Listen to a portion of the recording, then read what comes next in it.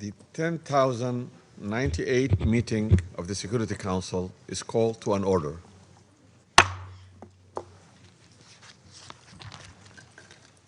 The provisional agenda for this meeting is the situation in Middle East, including the Palestinian question. The agenda is adopted.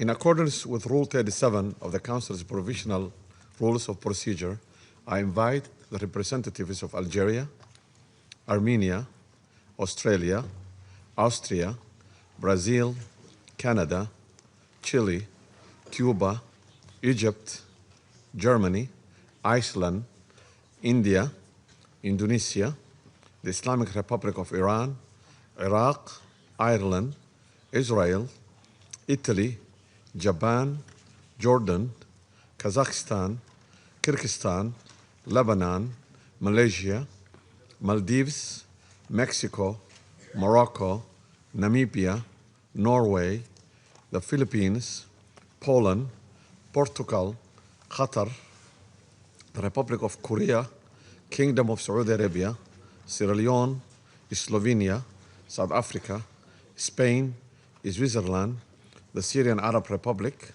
Thailand, Timor-Leste, Tunisia, Turkey, Uganda, United Arab Emirates, the Bolivarian Republic of Venezuela, and Vietnam to participate in this meeting. It's so decided. I propose that the Council invite the permanent observer of the Observer State of Palestine to the United Nations to participate in this meeting in accordance with the provisional rules of procedure and the previous practice in this regard. There be no objection. It's so decided.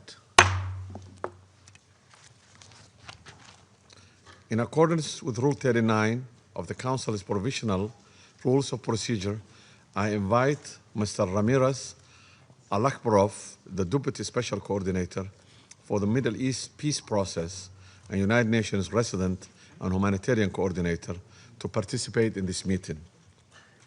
It's so decided. In accordance with Rule 39 of the Council's Provisional Rules of Procedure, I also invite the following to participate in this meeting: His Excellency, Mr. Jaime Hermida Castillo, Vice Chair of the Committee on the Exercise of Inalienable Rights of the Palestinian People. His Excellency, Mr. Stavros Lamberdinis, Head of the Delegation of the European Union to the United Nations, and His Excellency, Mr. Majid Abdulaziz, Permanent Observer of the Permanent Observer Mission of the League of the Arab States to the United Nations. It's so decided. The Security Council will now begin its consideration of the item 2 of the agenda. I'll now give the floor to Mr. Ramiz Al-Akbarov.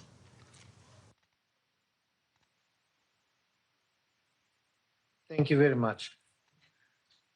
Mr. President, Excellencies, I brief you today at the moment of both profound opportunity and considerable risk. In front of us, we see a potential turning point for Gaza, a genuine chance for a better future.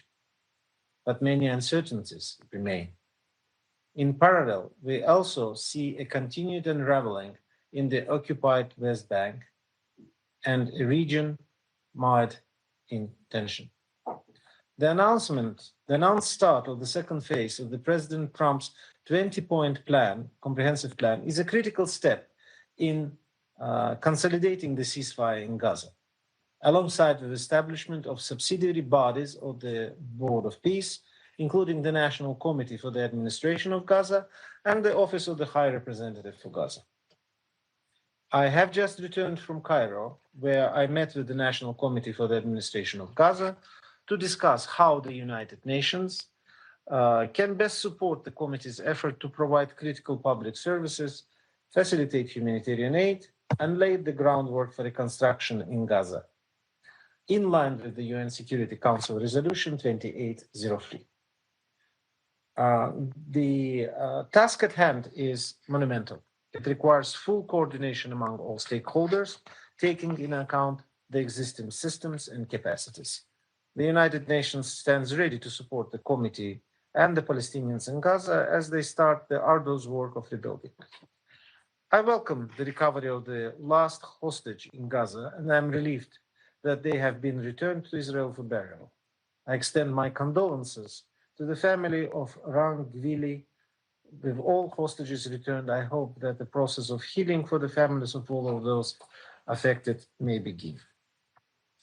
Implementation of the next phase of the comprehensive plan must advance in good faith. I'm encouraged by Israel's announcement on 25th January that Rafah crossing will open to pedestrian movements in both directions. Demilitarization of the Gaza Strip is essential to enable conditions and security arrangements that are urgently required to facilitate the work of the National Committee across the entire Strip. Mr. President, my last visit to Gaza affirmed one truth. The people in Gaza are ready and eager to lead the way to a better, more stable future. Less than 2 weeks ago, amidst enormous misery and pain, I witnessed inspiring resilience and hope. Youths taking their exams and excelling in the most difficult of circumstances.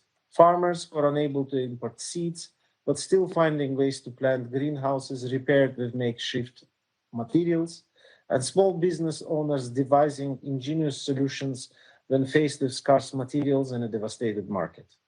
Such efforts are being replicated across Gaza. They deserve our support. But nevertheless, nearly the entire population in Gaza remains in need of humanitarian assistance. Heavy rainfall and cold temperatures has exacerbated the suffering of more than 1.5 million displaced Palestinians in Gaza, who had little or no means to seek safe shelter. I heard firsthand how families sat vigil through the night just trying to hold down the four corners of their tents. I saw a little girl carrying heavy stones just to prevent her shelter from blowing away in the wind. I don't know her age, but she looked to me being just 4-year-old. The shelter response has suffered from restrictions for the entry of vital materials and technical expertise. As a result, shelter sites in Gaza do not meet the scale of the needs or international standards. Transitional shelter sites must provide access to much needed essential services. Above all, they must be voluntary and dignified and in line with humanitarian principles. The support of all stakeholders is needed. Mr. President, across all sectors, humanitarian actors are still unable to operate at scale in Gaza.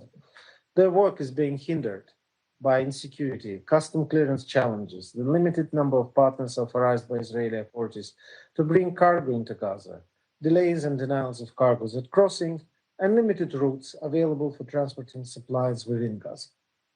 While the Jordan corridor remains a humanitarian lifeline, current volumes entering Gaza through back-to-back arrangements represent only a fraction of what was previously achieved when the direct route was operational. Since 10 October, only 9% of 2720 processed aid has entered Gaza via Jordan. Fully utilizing existing proven regional corridors remains essential to saving lives in Gaza. Entry of mobile homes, rescue equipment, fuel, and medical supplies continues to be severely restricted, endangering the lives of tens of thousands of IDPs and patients. To address this, materials must enter at scale. Access to public infrastructure and agricultural land remains restricted. Meanwhile, regular detonations of residential buildings are continued and repeated population displacements have occurred. On 30th December, Israel announced its plans to suspend the operations of some international NGOs. The government also notified 37 NGOs that their registration would expire at the end of 2025 due to what Israel says is the failure to comply with the new regulations, triggering a 60-day review period. Banning these NGOs will have a significant impact on the humanitarian response across the OPT. I urge Israel to immediately reverse this decision. Despite the ceasefire, the Israeli military continues to conduct military operations with airstrikes, shelling, and gunfire occurring across the street. Armed exchanges also persisted with Palestinian militants. Attacks in the vicinity or of or beyond of so-called yellow line are happening daily, and hundreds of Palestinians have been killed since the ceasefire began, including many women and children. Civilians must be protected at all times. Amid the obstacles, we also have seen some welcome actions. The continued arrival of aid via Egypt, Jordan, Israel, occupied West Bank, and Cyprus has been critical. This has helped increase the volume of supplies brought into Gaza and led to improvements in nutrition status of the population. But more needs to be done. Mr. President, I would like to devote a reminder of my briefing to addressing the spiraling dynamics in the occupied West Bank. Every month, the United Nations and many others in this Council emphasize the gravity of the unfolding situation. But that has yet to translate into meaningful action on the ground. Negative trends are entrenched daily. The reporting period was marked by continued violence with extensive Israeli military operations, settlement expansion, settler violence, demolition, and large-scale detentions. In late December and early January, Israeli forces conducted intensified raids across Jenin, Nablus, Hebron, and Ramallah, frequently involving live fire and raising serious concerns about the use of lethal force. A 16-year-old boy was shot and killed during a raid in Kabatia on 20th December and after reportedly throwing a brick toward an IDF soldier. And multiple Palestinians were killed or fatally wounded during the operation south of Nablus. There have been large-scale arrest campaigns of Palestinians by Israeli security forces, including children, amidst reports of ill treatment and torture and continued deaths in custody. Palestinian attacks against Israelis have also persisted. On 26 December, a Palestinian man killed 2 Israelis, including a woman, in 2 ramming and stabbing attacks in northern Israel. At the same time, settler violence intensified. In December, repeated settler attacks led to the displacement of the entire community of Hirbet Yanun in Nablus Governorate, and in January we saw the forcible displacement of some 80 households from Ras Ain Auja in Jericho Governorate. Demolitions and large-scale land seizures continued across the northern West Bank. Evictions in East Jerusalem's Silvan neighborhood on 4th January and extensive demolitions in Tul Karam Nur Shams refugee camp at the end of December underscore how violence, displacement, and territorial fragmentation are converging on the ground. Meanwhile, settlement expansion has been rapid and relentless. The combination of settlement advancement, state land declarations, and persistent establishment of outposts is carving up and making vast swaths of land inaccessible for Palestinian use in the occupied West Bank.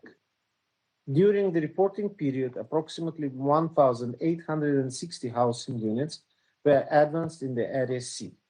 This includes 120 housing units at Sanur, a settlement that was evacuated in 2005.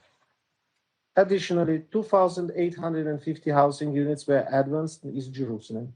These include 2 large-scale plans, a plan for 1,500 housing units in residential towers in a government complex between Sheikh Jarrah and Mount Scopus, and a plan in East Talpiot for 950 housing units in several residential towers. The Israeli government has also published tenders for over 4,770 in Area C, including 3,401 housing units in E1, which, if built, would effectively sever the connection between the northern and southern West Bank. In recent weeks, the pressure campaign against UNRWA has also sharply escalated in an effort to end its operation in the occupied Palestinian territory.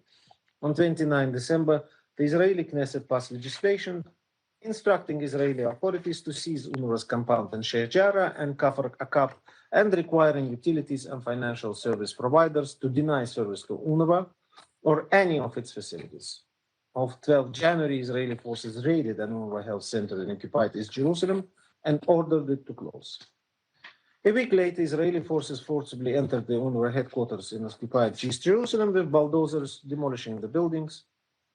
And officials have made abhorrent calls for the annihilation of UNRWA staff. These acts are flagrant violation of international law and the privileges and immunities of the United Nations. I call on the Israeli government to abide by the October 2025 advisory opinion by International Court of Justice, which states that Israel is obliged under international law to facilitate UNRWA's operations, not hinder or prevent them. Despite significant increases in international support in 2025, the unilateral withholding by Israel of all Palestinian clearance revenues continues. The Palestinian Authority continues to face the growing fiscal crisis, resulting in partial payment of civil servant salaries and a reduction in services. Nearly $2.5 billion of clearance revenues remains withheld by Israel. Mr. President, Israeli government policies have facilitated a number of destructive trends: rapid settlement expansion and its related infrastructure, the creation and legalization of outposts, widespread demolitions and displacements, state land declarations, deepening movement and access restrictions, and expansion of municipal boundaries. Persistent and extreme settlers' violence, frequently accompanied or supported by Israeli security forces, continues to inflame tensions, forcibly displace Palestinians, and exacerbate instability.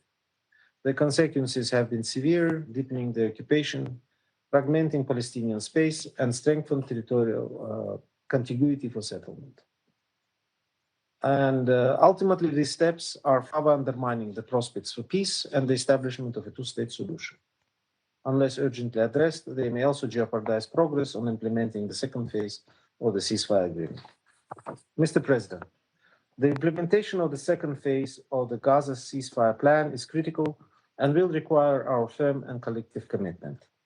There is a genuine opportunity to lay the foundations for a more stable and secure future for Palestinians and Israelis, and advance the goal of legitimate Palestinian government that reunifies Gaza and the West Bank, including East Jerusalem, and chart a course toward ending the occupation and advancing a political process that will ultimately end the conflict. The UN will continue to support Palestinians and Israelis to end the conflict and to realize a two-state solution in line with previous United Nations resolutions and international law. Mr. President, I thank you and this Council for your attention. I thank Mr. Alakbarov for his briefings. I now give the floor to the permanent observer of the Observer State of Palestine. Mr. President, at the outset, allow me to thank you for presiding over this open debate at such a pivotal moment for peace, justice, and human dignity. Allow me also to welcome the ministers who are with us, to thank Mr. Ramiz Al-Akbarov for his briefing, and to welcome again our friends, the 5 elected new members of the Security Council: Bahrain, Colombia, Democratic Republic of Congo, Latvia, and Liberia. 80 years after the end of the Second World War, the core principles upon which the United Nations were founded remain as critical as ever. The right of peoples to self-determination, the prohibition on the acquisition of territory by threat or use of force, and the rule of international law as the guarantor of the rights of individuals, regardless of race, religion, or nationality, and of nations, large and small. Those principles are the expression of the wisdom finally acquired by humanity following a devastating war, where peoples around the globe endured and witnessed aggression, genocide, crimes against humanity, and war crimes on a scale that altered the course of history and led to the founding of these United Nations to save succeeding generations from the scourge of war and to ensure international peace and security. It is these very principles that are at stake and under threat in Palestine. Asserting them there is upholding them everywhere. Abandoning them there is jeopardizing them everywhere. Mr. President, We welcome the ceasefire agreement reached last year under President Trump's plan, and we commend the personal engagement of President Trump and the US administration, as well as the tireless efforts of the mediators who have worked to implement it. We supported the ceasefire in good faith, even in the face of repeated breaches, with at least 500 Palestinians killed since the ceasefire came into effect, with many more wounded and ongoing destruction by the occupying power, and while life-saving assistance, including shelter, continues to be obstructed in the depths of this harsh winter. We support the plan because it offered an immediate path toward ending the killing and suffering, the famine, and unprecedented humanitarian catastrophe inflicted on the Palestinian people in Gaza. While we recognize that thousands of lives have been saved by the ceasefire, these goals are yet to be fully achieved. We welcome the completion of the release of all Israeli hostages and prisoners alive and deceased, including the recovery of the remains of the last Israeli body 2 days ago. We had repeatedly said that only a ceasefire could allow for this to happen. Yet, we must ask, what about the countless Palestinian families whose loved ones have been killed, with thousands of bodies still crushed and buried under rubble, yet to be found, yet to be identified, and to be given dignified burial? What of the families who waited for the return of thousands denied, tortured, humiliated, starved, raped, or missing, raped or missing? What of the entire families obliterated from existence, or the survivors of genocide left with grave injuries and amputations, who will carry the devastation with them for all their lives? What of the trauma and loss of an entire people? The suffering of the Palestinian people, civilian men, women, and children, must be ended with equal urgency. Healing, recovery, and justice are indispensable and a right for all. Full implementation of Phase 1 obligations, including an immediate end to the killing and unrestricted humanitarian access across the Gaza Strip, is essential. These are not new demands. They are the repeated calls of this Council and constitute obligations under international law.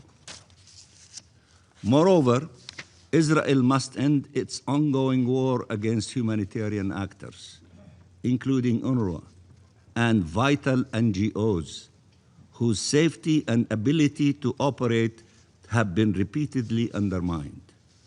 The destruction of UNRWA facilities, including the seizure and destruction of its headquarters in occupied East Jerusalem, which was also set ablaze, and the targeting of humanitarian personnel, and now the attempt to ban and expel recognized and respected NGOs operating on Palestinian territory, demonstrate total contempt for the very mechanisms established to protect and assist civilians. It is an attack on the United Nations by one of its members in ways we had never witnessed before. The advisory opinion of the International Court of Justice on Israel's humanitarian obligations must be fully respected. But instead of compliance, we have witnessed continued obstruction to aid delivery, continued violations of the Charter and Convention on the Privileges and Immunities of the United Nations, and continued grave breaches of international humanitarian law by the occupying power. In this regard, we call the letters of the Secretary General to the Security Council, to you and General Assembly, including that in light of the gravity of the Israeli government's actions, and I quote, "A situation may exist in which a difference has arisen between the United Nations and the State of Israel regarding, among other things, the interpretation or application of the General Convention," end of quotation of the letter of the SG. Furthermore, we are obliged to underscore yet again, Israel is not the sovereign in the Palestinian territory. This illegal occupation has no rights whatsoever in occupied Palestine, including in Jerusalem. Mr. President, the ceasefire's permanence and success requires that Israel cease trying to dictate the future of Gaza and to fully withdraw from the territory. Gaza is an integral part of the Palestinian territory. I repeat, Gaza is an integral part of the Palestinian territory. It belongs to the Palestinian people, nobody else. And any transitional arrangements must fully respect our people's rights and our sovereignty over the occupied Palestinian territory. The Gaza Strip must be reunited with the West Bank, including East Jerusalem, without delay. And our people's right to self-determination and independent statehood, enshrined in the principles and purposes of the UN Charter, which I began with, and in numerous resolutions of the Security Council, General Assembly, ICJ rulings, and in peremptory norms of international law, cannot be disposed of. Israel has to abandon its plans to forcibly displace and replace our people across occupied Palestine. In the West Bank, Israeli military attacks and settler terrorism continue unabated, systematically driving Palestinians from their homes. Settlements continue to be advanced, all tools of rampant annexation. In this regard, we warn of the dangerous Israeli escalation against Palestinian cities, villages, and refugee camps in the West Bank, including the implementation of the so-called E1 settlement project. This must be stopped. The last families in Ras Ain al-Auja have been forced from their land, leaving no Palestinian presence in what was once a thriving community. This was the largest shepherding community in the southern Jordan Valley and the last to survive Israelis' ethnic cleansing in the area. United Nations reporting has now documented a record level of West Bank displacement in the last 2 years. Around 40,000 Palestinians violently and forcefully transferred from their homes, the highest figure ever since 1967. Despite the long-standing demands by the international community, including the Security Council for decades, for a halt to such illegal colonial practices, Israel persists with its impunity, entrenching its illegal occupation of our land and people every single day. This must be stopped. Mr. President, these events are not isolated. They are part of a sustained pattern that threatens not only the Palestinian people, but the foundational principles of this organization. This cannot be ignored. Yet, we still see a chance for peace. I repeat, yet we still see a chance for peace. A real historical opportunity to end the occupation, to realize Palestinian rights, to achieve just and lasting peace in accordance with international law and UN resolutions. The Palestinian Authority is working in impossible circumstances to uphold its responsibilities It is working to retrieve the bodies of Palestinians, to restore education, to revive the health sector, to provide shelter and assistance, to reopen the Rafah crossing in both directions, to prepare for recovery and reconstruction. It has persisted in its decision to embark on a peaceful path to freedom and has not deviated from it. It has conducted difficult reforms while being undermined politically and financially. It has adopted the principle of one state, one government, one law, and one weapon. Palestine is a reliable partner for peace, if peace is the objective. Palestine is a reliable partner for peace if peace is the objective. The whole world can testify to that. But the Israeli government's objective is not peace, it is domination. Netanyahu yet again bragged that he will never allow a Palestinian state to emerge. He went further, reaffirming Israel will retain control from the river to the sea, promising eternal occupation, a delusional idea that will continue depriving our region of the prospects and promise of peace. Mr. President, the Palestinian people have an inalienable right to self-determination, including the right to the independence of their state. Any implementation of peace plans must be uphold this right fully and unequivocally, and must preserve the unity and territorial integrity of the West Bank, including East Jerusalem and the Gaza Strip. There must be no administrative or legal, or I should rather say illegal, measures that entrench division and occupation instead of bringing an end to them.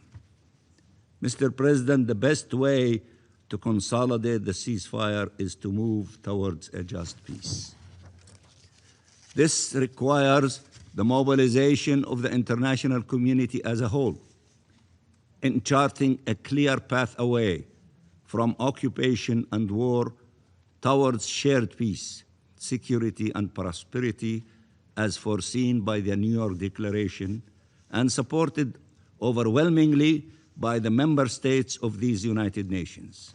We must all work together to advance these noble objectives.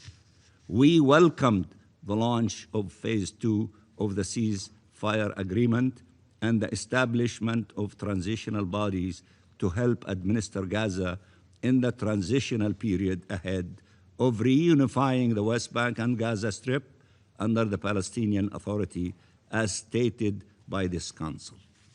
Palestine must be central to and fully represented in any processes that determines its future. We reiterate our readiness to work with the United States and regional and international partners to ensure respect for the ceasefire agreement in line with international law. Our people are waiting for the recovery and rebuilding promised to them after so much pain and loss inflicted on them. We cannot let them down. Palestine needs a just peace more than any other country because it suffers most in its absence. It is seeking a peaceful path to freedom. We are seeking a peaceful path to freedom. It should be encouraged and supported, not undermined. We want our rights, the rights accorded to all nations, nothing more, but also nothing less and nothing else. I repeat, we want our rights, the rights accorded to all nations, nothing more, but also nothing less and nothing else. Free Palestine, peace in the Middle East, and I thank you very much, Mr. President. I thank the permanent observer of the Observer State of Palestine, for his statement. I'll now give the floor to the representative of Israel. Thank you, Mr. President. First, I would like to thank the briefer and welcome the ministers who joined us today and the new members of the Security Council. Mr. President, from the first day of the war in Gaza, Israel has been clear before this council about its goals. We had two goals: every hostage home, Hamas disarmed. With the return of Ran Gvili, I can finally say that the first goal has been achieved. Every hostage been brought home. What many believed was impossible is now a fact. We said we would bring them home, all of them, no matter how long it took. Now, for the first time since 2014, there is not a single Israeli hostage held in Gaza. This achievement was secured by the brave soldiers of the Israeli Defense Forces, young men and women who stepped forward with incredible determination, resolve, and courage. They defended our people. They brought our hostages home. They did so under fire, under pressure, and under relentless scrutiny, including from within this very chamber. Israel owes them a profound debt. The world owes them one as well. This effort was also driven and sustained by the leadership of the United States. The peace framework advanced by President Donald Trump and his administration created a path forward. Today, for the first time in 843 days, I sit in this chamber without the yellow hostage pin on my lapel. Everyone in Israel wore it until yesterday. This is a moment of deep national significance for Israel. This moment also carries a message far beyond Israel. Western liberal democracies do not cave to terrorists. They do not reward mass murder. They do not trade their values for silence. The message is clear for every terrorist organization watching us. Kidnapping civilians does not bring legitimacy. Violence does not deliver political gains. Terror does not win. Israel now advances its second goal with the same determination and clarity. Hamas must be disarmed. The next steps are grounded in phase 2 of the peace plan, supported by Israel, key international players and partners, and this Security Council. Phase 2 is written. It is structured. It provides for the establishment of a responsible governing framework for Gaza. There are positive signs. However, one obstacle remains: Hamas disarmament. The choice now rests with Hamas. Acceptance of full disarmament enables progress. Refusal places full responsibility on Hamas for the consequences. Clarity is essential about what disarmament actually means. Disarmament does not mean staged handovers for cameras. It does not mean weapons hidden underground while promises are made above ground. There is no real disarmament until Hamas's military infrastructure is dismantled. That includes weapons, command centers, and terror tunnels. No economic rebuilding can take place while Hamas remains armed. No civilian future can exist while a terrorist army controls Gaza. A genocidal terrorist organization should not have any weapons. Hamas understands this reality. That is why it delays, that is why it deceives. But don't just take Israel's word for it. Hamas put this in writing. In the final days of last year, Hamas released this manifesto, very impressive one. This document, a copy of which was sent to all of your missions this morning, removes all doubt about Hamas's real intentions. They wrote it. It wasn't us. In this document, it says very clearly, It rejects disarmament. It rejects giving up political power. It denies the atrocities of October 7th. It justifies and glorifies its mass murder. Hamas even boasts about its strategy and diplomacy. In its own words, it calls one of the achievements of October 7th the collapse, and I quote, of Israel's image as a Western democracy. That tells you everything. This is not the language of peace, even when dressed up as diplomacy. It is a roadmap for future violence. Do not fall into Hamas's playbook. Do not let its propaganda write your talking points. Hamas still remains heavily armed. Let me show you the numbers. It still holds thousands of rockets, anti-tank missiles, and tens of thousands of Kalashnikov rifles. In total, Hamas still holds roughly 60,000 assault rifles. These weapons are used not only against us, against Israel, but against Gazans who oppose Hamas rule. This is not a movement preparing for peace. This is a terrorist army preparing for its next war. Israel has fully implemented phase 1 of the agreement. Since the beginning of the October ceasefire, the volume of aid has increased sharply. Let's take a look at the numbers. More than 33,000 trucks have entered Gaza since October 10, 2025. They delivered over 850,000 tons of food, 8,300 tons of medical supplies, more than 420,000 tents. Every week, more than 4,200 trucks enter Gaza. 12 field hospitals are operating today. Israel does not limit UN assistance and has invited agencies to increase daily deliveries. Israel has opened all major crossings into Gaza and earlier this week announced the reopening of the Rafah crossing. Aid is flowing, coordination continues. Mr. President, while attention remains fixed on Gaza, another crisis demands urgency. Iran.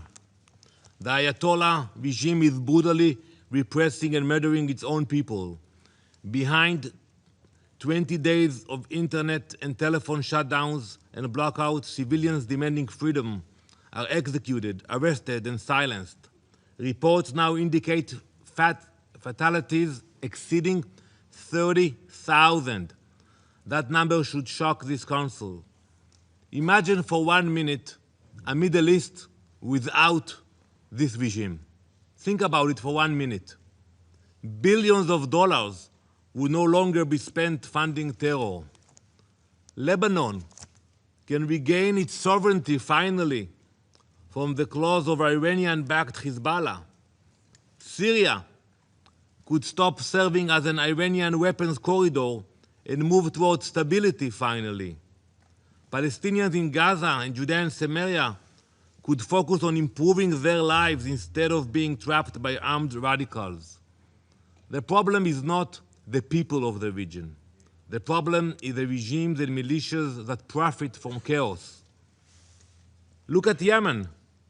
Yemen offers another clear example of how the Iranian regime exports hate. The Houthis are not fighting over borders. They have no border with us.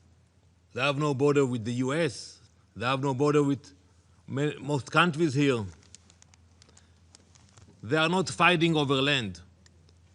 The flag tells the entire story. Look at the flag of the Houthis. That's what it says in Arabic. Allah Akbar, Al-Maut li-America, Al-Maut li-Israel, Alana al-Yahud, Al-Nasr lil-Islam. In English, God is great, death to America, death to Israel, curse on the Jews, victory to Islam. That is the official flag of the Houthis. This is radicalism. It is insanity.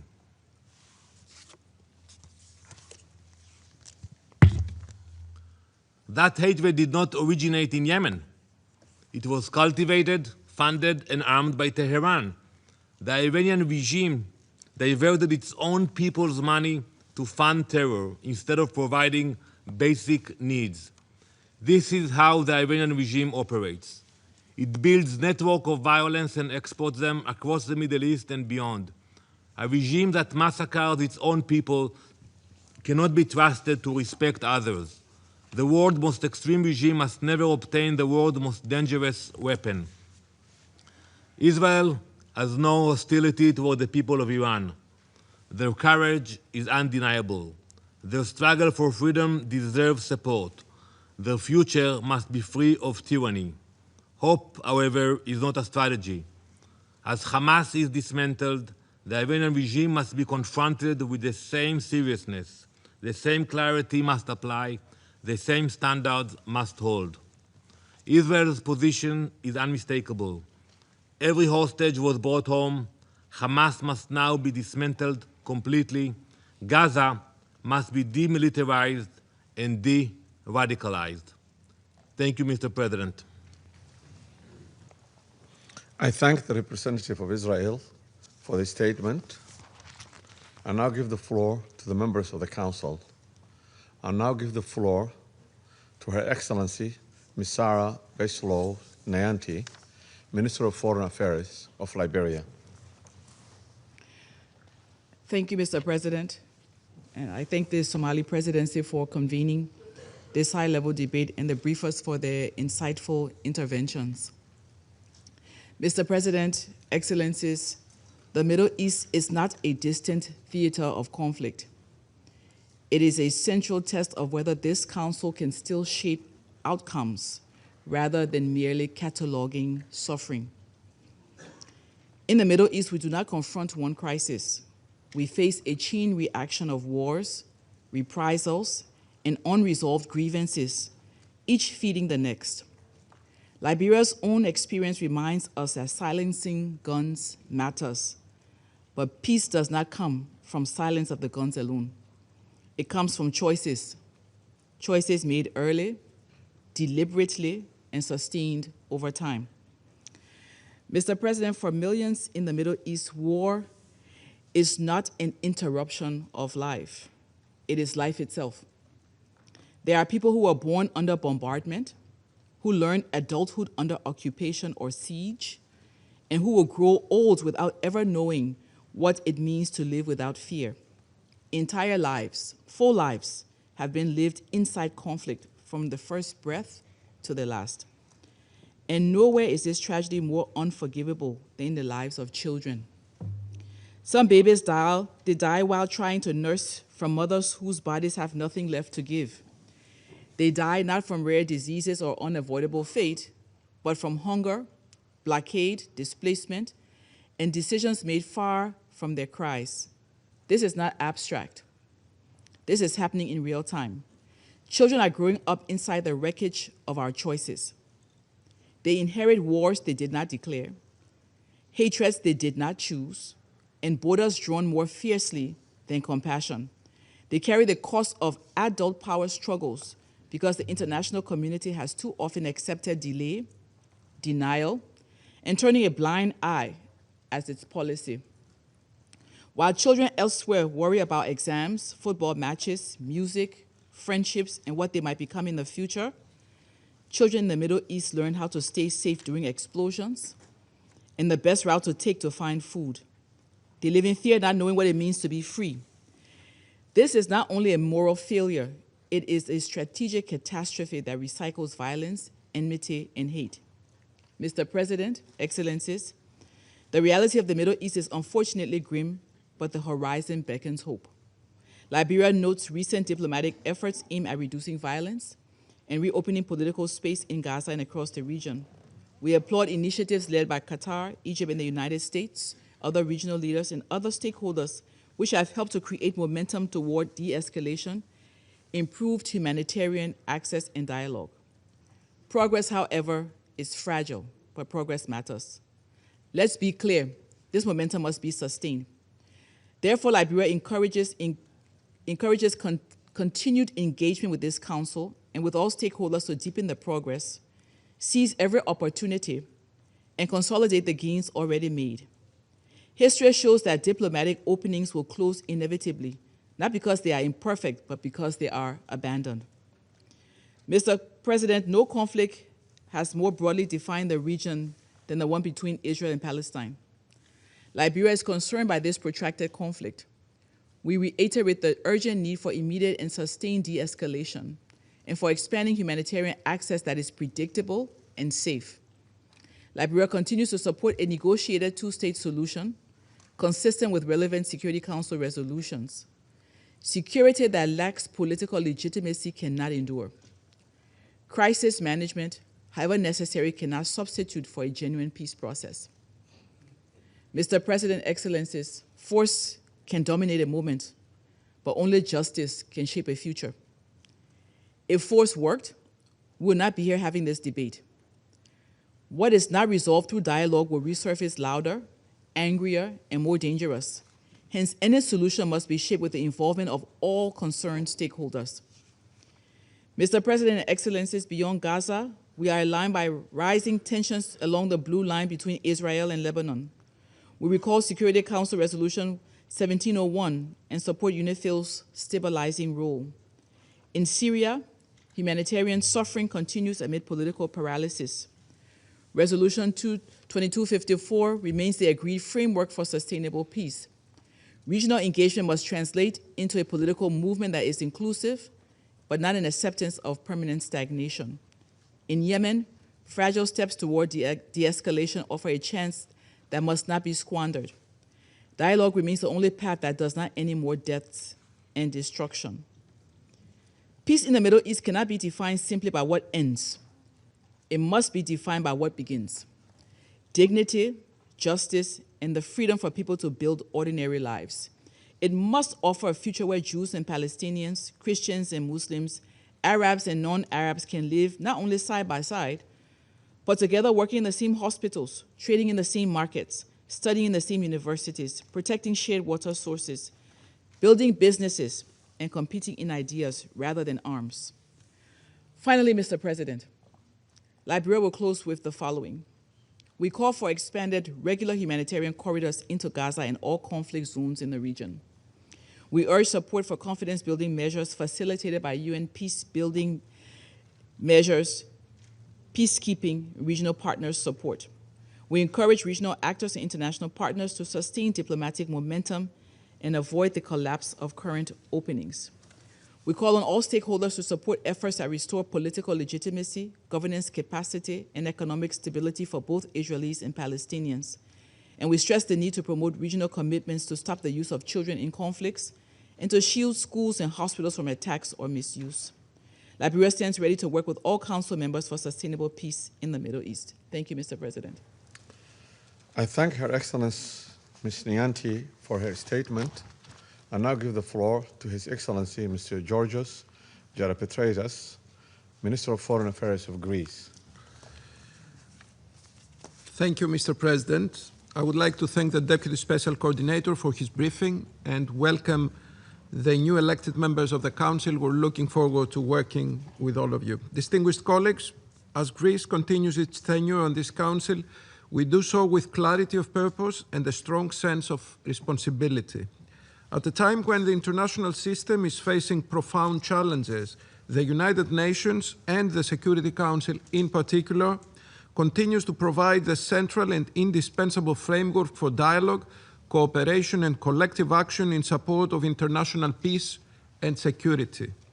Greece's foreign policy is firmly grounded in respect for the Charter of the United Nations and the principles enshrined therein: respect for sovereignty and territorial integrity, the inviolability of borders, and the prohibition of the threat of use of force.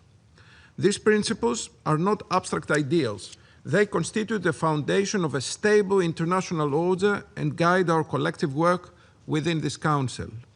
Peace in the Middle East is an urgent moral, political, and humanitarian imperative. Greece consistently supports all initiatives that can have a tangible, positive impact on the ground and bring the region closer to a lasting peace and stability. In this spirit, we have strongly supported the comprehensive plans for Gaza and voted in favor of Security Council Resolution 2803. We acknowledge the progress achieved towards sustained ceasefire and the implementation of the 20-point Gaza peace plan endorsed by this Council. We have been very relieved that the body of the last hostage has been returned to his family. This development concludes a deeply painful chapter for the families. It also opens the path for the full implementation of Phase 2, which is a truly decisive moment. This next step must include full disarmament of Hamas and other armed groups. Addressing Israel's legitimate long-term security concerns is a key precondition for sustainable peace. The nomination of a Palestinian National Committee for the administration of Gaza, with the support of the presidency of the Palestinian Authority, is a welcome development. It represents an important step towards legitimate and accountable governance, which is indispensable for stability, reconstruction, and long-term peace. The future reconstruction of Gaza must be credible, coordinated, and firmly anchored in legitimate governance structures and embedded in a broader political and credible political horizon. Gaza and the West Bank is a single, indivisible territorial unit for a future Palestinian state. The path forward is clear: a credible political process leading to a two-state solution, allowing Palestinians and Israelis to live side by side in peace and security. Greece stands ready to contribute actively and responsibly to the peace process, including through the scaling up of humanitarian assistance and the development aid in the West Bank. It continues to provide treatment to children from Gaza in Greek hospitals. We are also actively contributing to efforts aimed at stabilizing security conditions in Gaza, including through our participation in the Civil-Military Coordination Center. Overall, our objective is clear: to help prepare the ground for the day after in Gaza, in close cooperation with the Palestinian National Committee and the Palestinian Authority, as well as with key regional partners such as Egypt. Peace requires the protection of civilians. Today, despite significant progress on the delivery of food and other goods, the humanitarian situation in Gaza remains difficult. Harsh weather conditions, devastated infrastructure, and shortages of food, water, and medical supplies continue to exacerbate suffering. Humanitarian access, including via Cyprus Maritime Corridor, must therefore be unimpeded. We're also concerned with recent developments affecting UNRWA, notably the demolition of its facilities in East Jerusalem. Beyond Gaza, the situation in the West Bank is steadily deteriorating. Rising settler violence, including against Christian communities, erodes trust and fuels instability on the ground. We also call for a halt to settlement activities, including in the E1 area. As the Greek Prime Minister stated during his recent visit to Ramallah and Jerusalem, Greece's support for the Palestinian Authority is unwavering. It remains the legitimate representative of the Palestinian people, and as such must be empowered politically and financially. The Palestinian Authority has been very serious in promoting reforms. Withheld tax revenues must be released immediately. Equally, the preservation of the status quo of the holy sites in Jerusalem is of paramount importance. Jerusalem is not only a city of profound religious significance, but a litmus test for coexistence and mutual respect. Mr. President, turning to Lebanon, this Council's visit to Beirut last December was more than symbolic. It sent a clear message: Lebanon is not alone. We welcome the progress achieved in Phase 1 of the National Disarmament Plan, which brings Lebanon closer to restoring full control over its territory in line with relevant Security Council resolutions. Nevertheless, disarmament must be coupled with sustained capacity building as well as clear plan for reconstruction. Greece considers Lebanon as a key partner for peace. It will support Lebanon in its efforts for security and prosperity. It recently delivered military equipment to the Lebanese armed forces and stands ready to do more. In the same vein, we welcome the organization of an international conference in Paris on March 5, aiming at garnering international support toward the LAF, and we're looking forward to our participation. For Syria, Mr. President, 2025 has been a landmark year. The fall of the Assad regime gives a historic opportunity to a country of great importance for the Arab world and the Eastern Mediterranean. Greece stands by Syria and is offering support bilaterally and in its capacity as EU and Security Council member. We must acknowledge the progress achieved so far, but we should also not disregard the persisting challenges. We welcome the assurances by the Syrian government regarding adherence to international law and good neighborly relations. We expect them to be honored, especially in terms of maritime delimitations with neighboring states. Syria's sovereignty, unity, and territorial integrity must be fully respected. We also support the country's engagement with the United Nations and warmly encourage its further enhancement, looking forward to the prompt establishment of the Office of the Special Envoy in Damascus. At the same time, we should not forget that 2025 was marked by violence against Alawites, Druze, Christians, and lately the Kurds. We need more information, clarity, and indeed accountability. We reiterate the need for an inclusive transition and protection of all Syrians, including women, without any discrimination whatsoever due to religious or ethnic background, as a prerequisite for stability and recovery. Syria's wealth lies in its diverse and pluralistic society. Civilians must be protected under all circumstances. The latest developments in the northeast prove how fragile the transition remains and causes concern. The ceasefire agreement reached between the Syrian government and the SDF should be fully implemented by all sides. We call on all actors, including external actors, to act with restraint and avoid escalation that could destabilize the country and exacerbate ethnic tensions.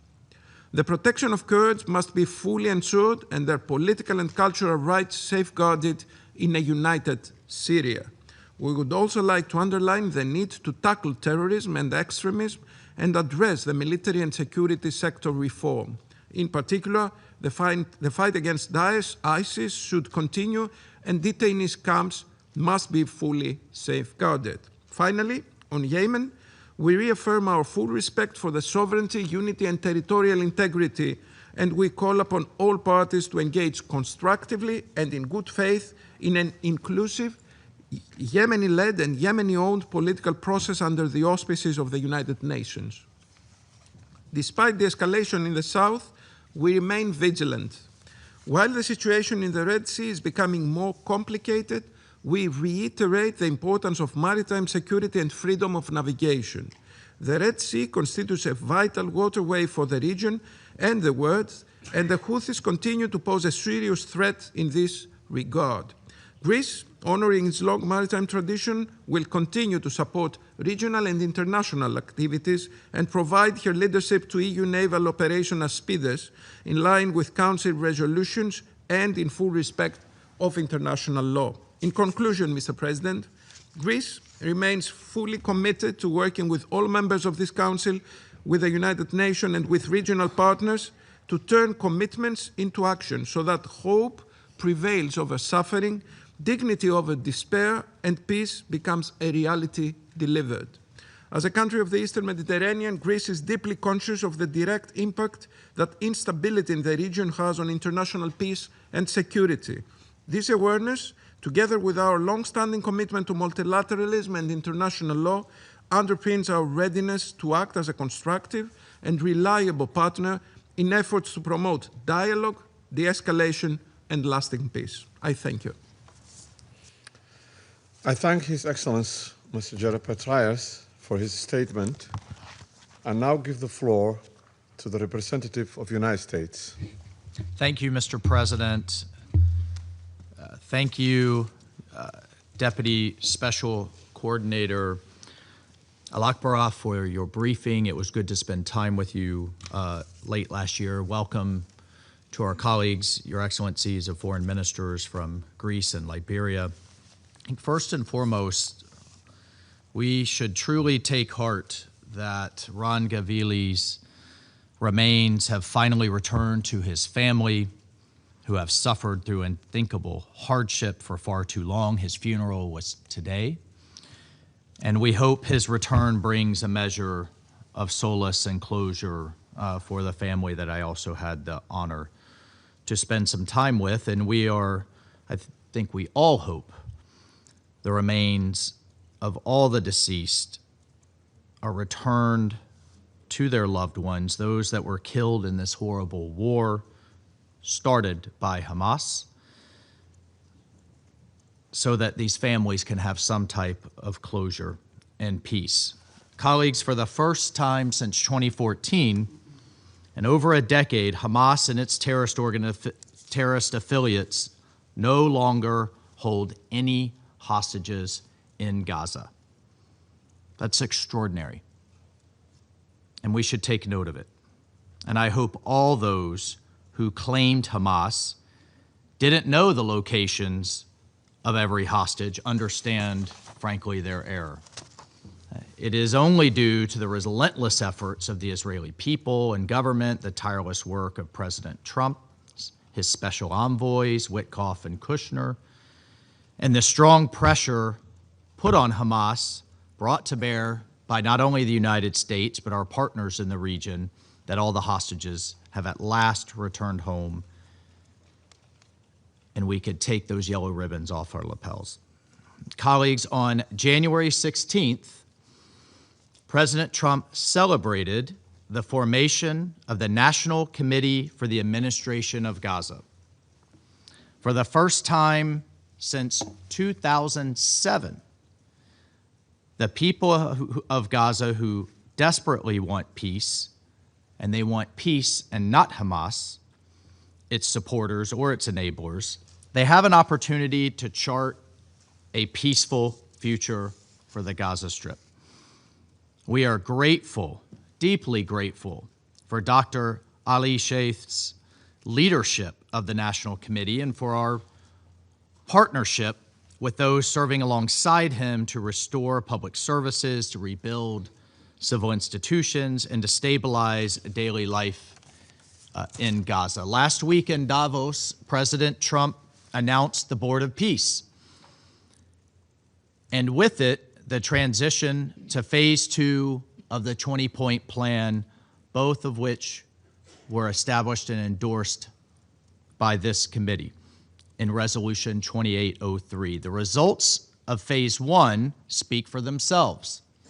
A ceasefire that the entire world were begging for and demanding. Humanitarian aid that was so desperately needed. And the release and return of all hostages to their families. Phase 2 will advance the full demilitarization and reconstruction of Gaza in line with the President's plan and with Security Council Resolution 2803.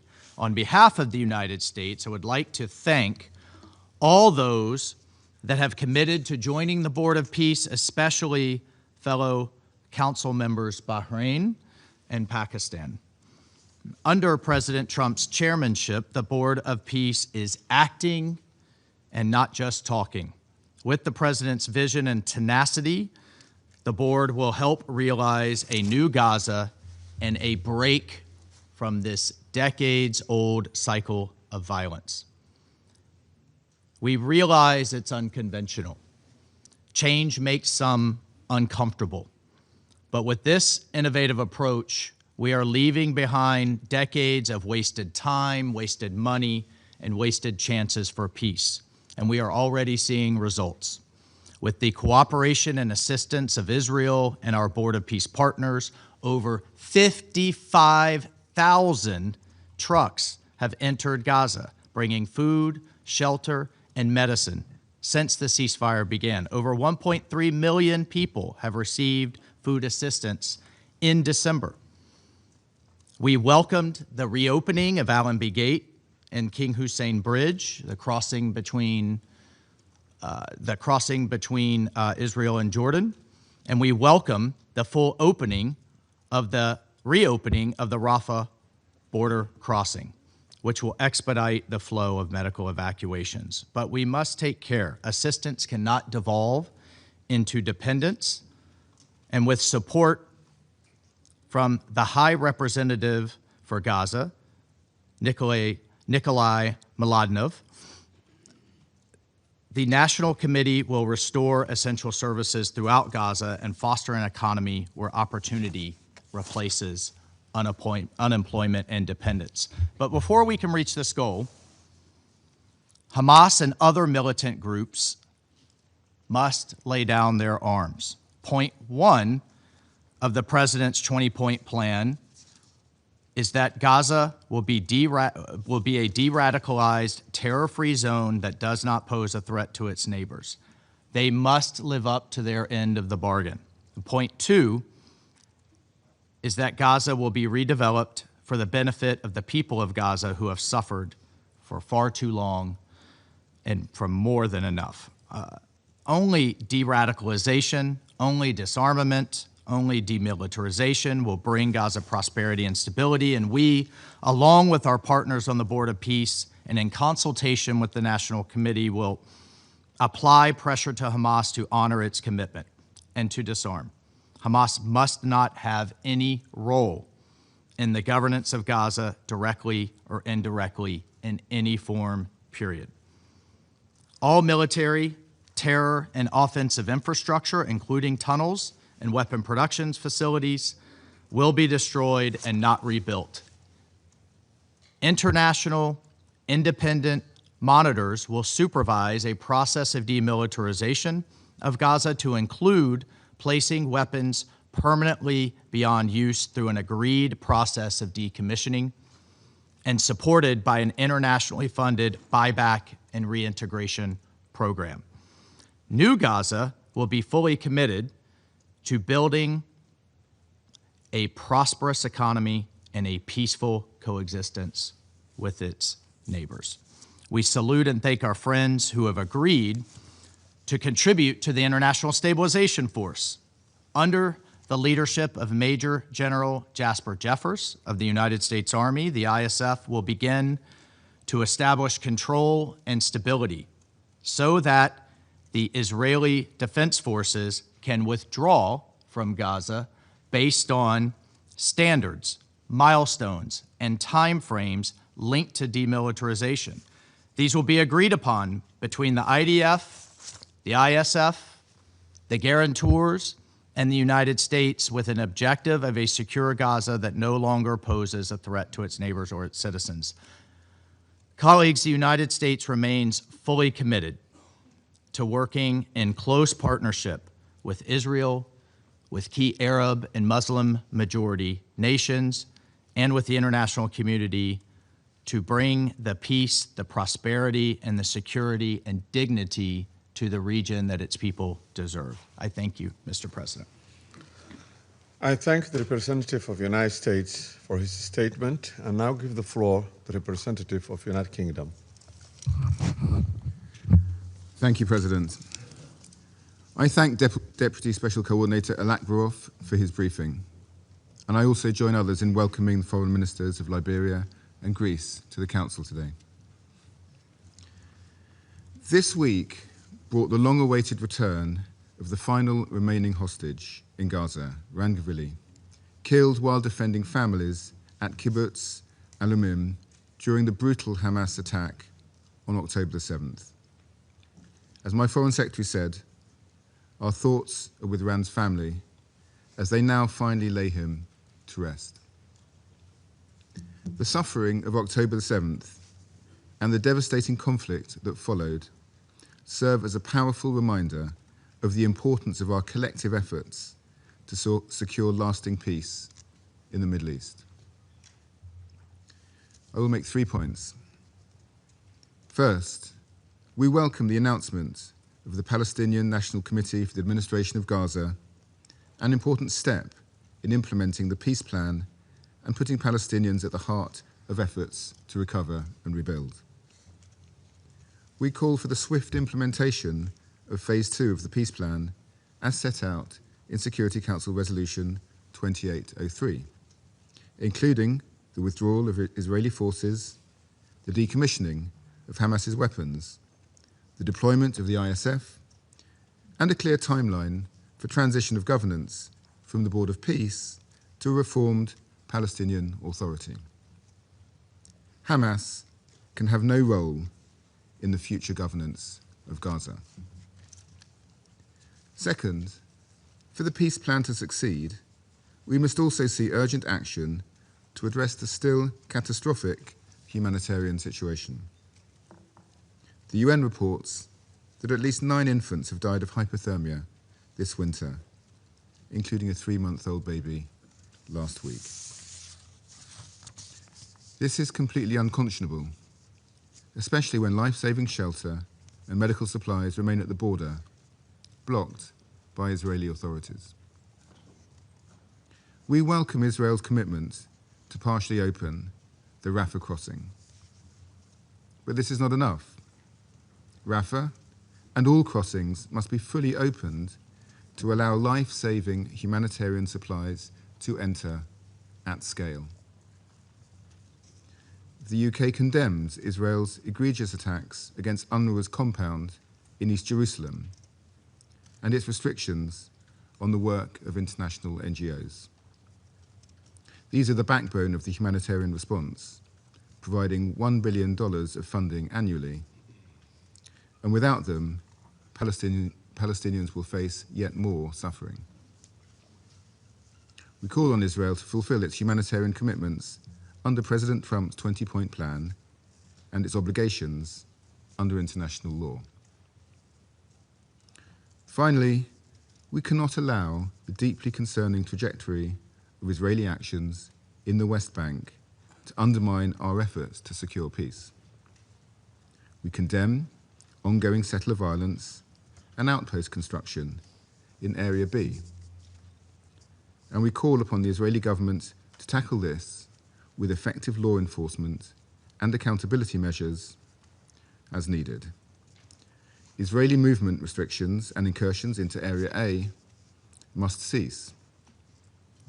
We oppose ongoing illegal settlement expansion, including recent developments around E1. President, we cannot afford to lose momentum towards peace. The UK remains committed to supporting swift implementation of Resolution 2803 and to forging a new future built upon a two-state solution with Israelis and Palestinians living in peace, security, and dignity. I thank you. I thank the representative of the United Kingdom for his statement and now give the floor to the representative of China. 谢谢主席，我感谢阿拉克巴罗夫副特别协调员的通报。中东是人类文明的摇篮，却长期饱受战乱之祸、流离之苦，是全球热点问题最集中的地区。当前，中东再次站在历史的十字路口，安全形势敏感脆弱，各种矛盾相互叠加。巴勒斯坦问题仍是中东问题的核心。国际社会应当进一步凝聚共识，推动巴勒斯坦问题早日得到全面、公正、持久解决。第一，以维护和平稳定为首要，立即停止一切暴力冲突。我们欢迎所有人质或人质遗体均已返回以色列。加沙第一阶段停火协议达成已经3个多月，但军事袭击仍未停止，平民伤亡不断攀升。约旦河西岸局势紧张，占领方持续扩大定居点，纵容定居者暴力。中方呼吁有关各方，特别是以色列，全面遵守停火协议，推动实现加沙全面持久停火。以色列应立即停止定居点活动，遏制定居者暴力，第二，以缓解平民苦难为关键，畅通被占领土人道援助。加沙人道局势仍然危急，人道物资准入受到限制。我们敦促以色列履行国际人道法义务，开放全部过境点，解除人道物资准入限制，停止对人道机构的打压。近日，联合国近东巴勒斯坦难民救济和工程处在东耶路撒冷的馆舍遭到强拆和纵火，中方对此表示严重关切。以色列有义务确保工程处的特权、豁免和正常履职。第三，以两国方案为遵循，稳妥推进加沙战后安排。加沙是巴勒斯坦人民的家园，加沙的战后安排事关巴勒斯坦问题的政治解决。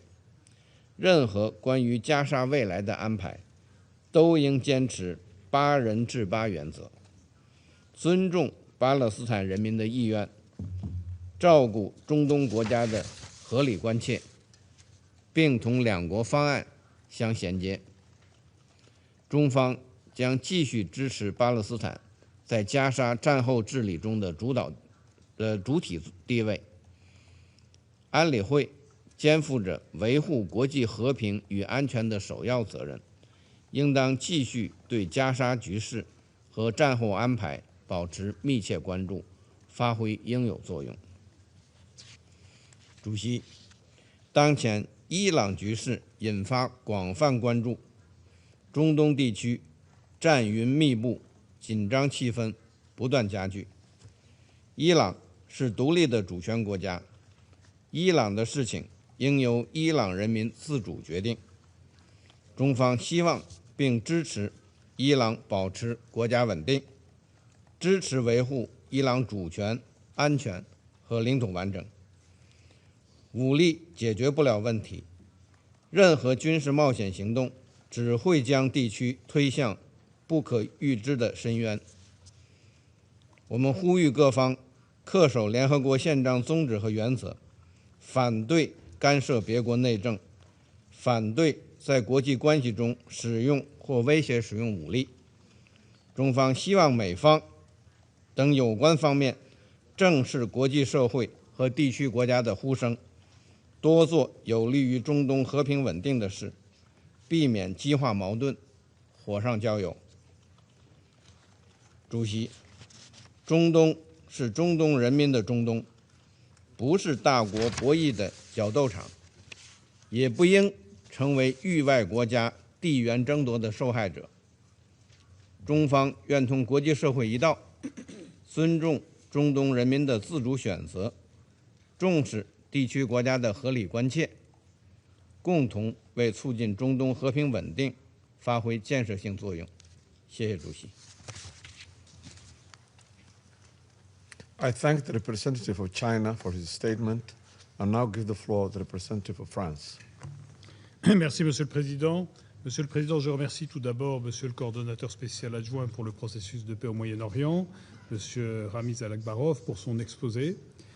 Je souhaite également la bienvenue à leurs excellences Madame la ministre des Affaires étrangères du Libéria et Monsieur le ministre des Affaires étrangères de Grèce, et je salue la présence de nos collègues, les représentants permanents de Palestine et d'Israël, ainsi que la participation de nombreux États à ce débat ouvert. Monsieur le Président, 100 jours après la conclusion du cessez-le-feu à Gaza, grâce aux efforts des États-Unis, de l'Égypte, de la Turquie et du Qatar que nous saluons, l'urgence humanitaire à Gaza demeure. La réponse aux besoins immenses de la population reste insuffisante. Il est urgent qu'Israël lève tous les obstacles à l'accès humanitaire. Pour que les Nations unies et les ONG puissent opérer de manière indépendante et impartiale partout dans Gaza, conformément au droit international humanitaire, nous demandons que cesse d'abord le désenregistrement de dizaines d'ONG internationales, dont de nombreuses françaises. Deuxièmement, les pressions croissantes envers l'UNRWA, qui se sont traduites notamment par la démolition de son siège à Jérusalem, en violation des privilèges et immunités de l'ONU. Troisièmement, les restrictions excessives sur les biens, y compris ceux dits à double usage. Et enfin, quatrièmement, la fermeture persistante de certains points de passage. À ce titre, le point de passage de Rafah doit être pleinement ouvert dans les deux sens, conformément au plan de paix. Monsieur le Président, la France rend hommage à Ran Djvili, dernier otage israélien retenu par le Hamas, dont la dépouille a pu être rapatriée en Israël. Elle adresse ses condoléances à sa famille et à ses proches. Cette restitution met le point final au cauchemar, commencé par les attaques terroristes du Hamas le 7 octobre et la capture inhumaine de 251 personnes qui furent soumises à un insoutenable cauchemar. Ce rapatriement ouvre la voie au plein engagement de la deuxième phase du plan de paix du président Trump en 20 points pour Gaza, qui doit permettre d'aboutir à une paix durable. La France salue les efforts des médiateurs en ce sens et elle appelle toutes les parties à respecter leurs engagements. La formation d'un comité national pour l'administration de Gaza, partie intégrante de la Palestine, est un élément essentiel de l'appropriation par les Palestiniens de cette nouvelle phase. Il doit, ce comité national, se déployer sur le terrain et répondre aux besoins urgents de la population avec le soutien de l'autorité palestinienne et le soutien de la communauté internationale. La France entend y contribuer pleinement. Cette étape doit ouvrir la voie au désarmement du Hamas, qui ne doit plus avoir sa place dans la gouvernance de Gaza, et au retour d'une autorité palestinienne réformée à Gaza, afin de rétablir un horizon politique crédible pour la solution à deux États, conformément à la déclaration de New York. S'agissant de l'établissement du Conseil de la paix, son texte fondateur soulève des questions politiques et juridiques, notamment quant à son champ d'application et à sa gouvernance. Pour la France, son action s'inscrit dans le cadre de la résolution 2803 et dans le respect de la charte de l'ONU. À cet égard, il importe que le Conseil de sécurité puisse être régulièrement tenu informé de l'état d'avancement de la mise en œuvre de la résolution 2803. Monsieur le Président, la situation en Cisjordanie et à Jérusalem-Est continue de se dégrader. Les violences des colons, l'accélération de la colonisation, y compris l'avancée du projet E1, l'intensification des opérations militaires et les atteintes au statu quo des lieux saints sapent les perspectives de paix, y compris la mise en œuvre du plan de paix. La France condamne toute violence. Elle condamne l'attaque commise par un Palestinien ayant fait 2 morts dans le nord d'Israël le 26 décembre dernier. Elle condamne l'attaque de colons le 17 janvier à l'est de Ramallah, au cours de laquelle des résidents locaux et des ressortissants étrangers, dont une Française, ont été agressés. Nous demandons aux autorités israéliennes de faire toute la lumière sur cette attaque et d'engager des poursuites contre ses auteurs. Au-delà, nous rappelons que la paix et la sécurité, pour les Israéliens comme pour les Palestiniens, passent, comme l'a rappelé fortement notre Assemblée générale en septembre dernier, par la solution des deux États, Israël et Palestine, dans toutes ses dimensions. Monsieur le Président, la France souhaite aussi saisir cette occasion pour adresser au Conseil et à la région 2 messages. Tout d'abord, l'importance du respect du cessez-le-feu en Syrie et de l'intégration des forces démocratiques syriennes dans l'armée syrienne et les institutions étatiques. Deuxièmement, la nécessité d'appuyer les progrès des autorités libanaises en faveur du monopole de l'État sur les armes. La France organisera à cet titre, avec les États-Unis et les Arabies saoudites, une conférence internationale de soutien le 5 mars prochain à Paris. Je vous remercie. I thank the representative of France for his statement and now give the floor to the representative of Denmark. Thank you, Mr. President. And let me also thank Deputy Special Coordinator Alec Barrow for his informative briefing. Mr. President, we are relieved that the earthly remains of the last hostage held in Gaza since the terror attack on October 7 has finally been returned, and we hope that this can contribute to healing for the families affected. Denmark welcomes the announcement of Phase 2 of President Trump's peace plan. This moment carries a fragile but powerful promise, a hope that suffering may give way to stability. But hope on its own cannot rebuild lives. It needs to be supported by concrete actions. The Security Council has a key role in overseeing the implementation of Resolution 2803, including the work of the Board of Peace. While some elements of the Charter of the Board of Peace raise concerns, we wish the Board of Peace will be successful in implementing the peace plan for Gaza and effective as a transitional administration in Gaza in line with Resolution 2803 and the UN Charter. With the formation of the National Committee for the Administration of Gaza, we count on Palestinians to be involved in matters related to Palestinian territory. As we are entering phase 2, we call on Hamas and other armed groups to decommission their weapons, because Hamas and other terrorist organizations must be disarmed and no longer play a role in Gaza. Furthermore, we call on Israel to facilitate a full reopening of the Rafah border crossing in both directions. These are central elements of the peace plan. Mr. President, despite some improvements, the humanitarian needs in Gaza remain vast and urgent. Families continue to struggle for shelter, protection, and medical care. The deregistration of at least 37 international non-governmental organizations operating in Gaza and the West Bank risks undermining the progress that has been made. International NGOs are responsible for nearly 3/4 of all shelter-related activities and deliver more than 80% of basic necessities. Their presence and unimpeded access are crucial to meeting urgent needs at the scale required. We call on Israel to reverse this decision. We also urge Israel to urgently allow for unrestricted access of aid, including dual-use items. As specified in Resolution 2803, this Council has underscored the importance of full resumption of humanitarian aid in a manner consistent with the humanitarian principles. Humanitarian assistance must never be obstructed. It is not a bargaining chip. It is a lifeline for the civilian population. The health system must also be restored, and patients in need of specialized care must be able to be transferred for treatment, especially to the West Bank, including East Jerusalem, through the medical corridor in place before October 7, 2023. The UN-led humanitarian system remains best placed to undertake the monumental task of getting aid into those in need.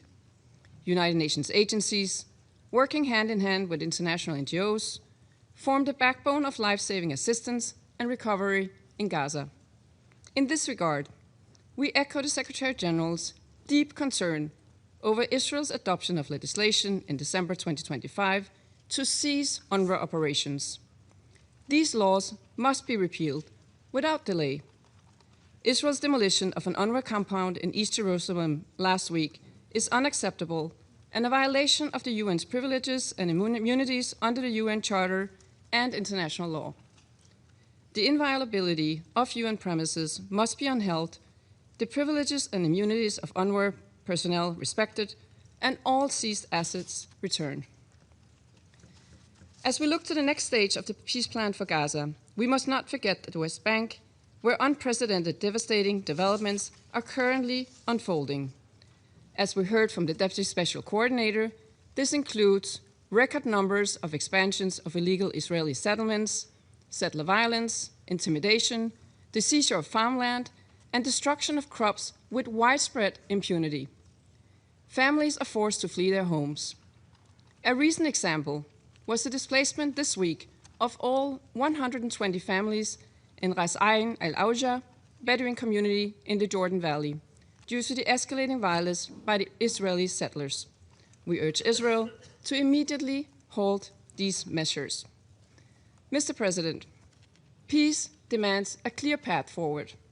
A two-state solution remains the only viable option for long-term sustainable peace, one in which Gaza and the West Bank are reunited, and where Palestinians and Israelis alike can live in security, freedom, and dignity. We hope that the implementation of the second phase of the peace plan will help turn the page and open a new chapter for Gaza. I thank you. I thank the representative of Denmark for her statement and now give the floor to the representative of Panama. Gracias, señor presidente. Agradecemos la exposición informativa presentada por el doctor Ramiz Alakbarov, coordinador especial adjunto y coordinador residente de la Oficina de las Naciones Unidas para el Proceso de Paz en Medio, a los ministros de Relaciones Exteriores de Liberia y Grecia, así como a todos los distinguidos representantes de las delegaciones que nos distinguen hoy con su participación. Los acontecimientos recientes en el Medio Oriente confirman la naturaleza dinámica y compleja de la región, marcada por desafíos multidimensionales que exigen una atención sostenida y coordinada de la comunidad internacional. Pese al alto al fuego en vigor desde el 10 de octubre, la situación sobre el terreno en Gaza continúa siendo extremadamente frágil. Si bien el cese de hostilidades ha reducido la intensidad del conflicto, sigue siendo insuficiente para garantizar una protección efectiva y sostenida de la población civil. En ese contexto, Panamá reconoce los esfuerzos de mediación emprendidos por los Estados Unidos, Qatar, Egipto y Turquía como una contribución determinante para alcanzar un alto al fuego duradero y sostenido. De igual manera, reconocemos los esfuerzos del sistema de las Naciones Unidas y de sus socios humanitarios que han permitido avances concretos en un entorno sumamente adverso. No obstante, dichos avances siguen siendo frágiles y dependen de un acceso humanitario pleno, seguro, sostenido y sin obstáculos administrativos o burocráticos que impidan su operatividad. Hace unos días se confirmó la liberación de los restos mortales de Ran Ghibli, último de los 251 rehenes capturados donde el atroz ataque terrorista de Hamas del 7 de octubre de 2023. Reiteramos nuestras condolencias a todos los familiares de las víctimas y expresamos la esperanza de que el pueblo de Israel pueda poner punto final a este trágico episodio. Panamá votó en este Consejo a favor de la resolución 2803 de 2025, convencidos de la necesidad de abrir un espacio político que permitiera consolidar el cese de hostilidades, facilitar la asistencia humanitaria y sentar las bases para una fase de estabilización y transición en Gaza. Ese espacio ofrece una oportunidad que no debe perderse.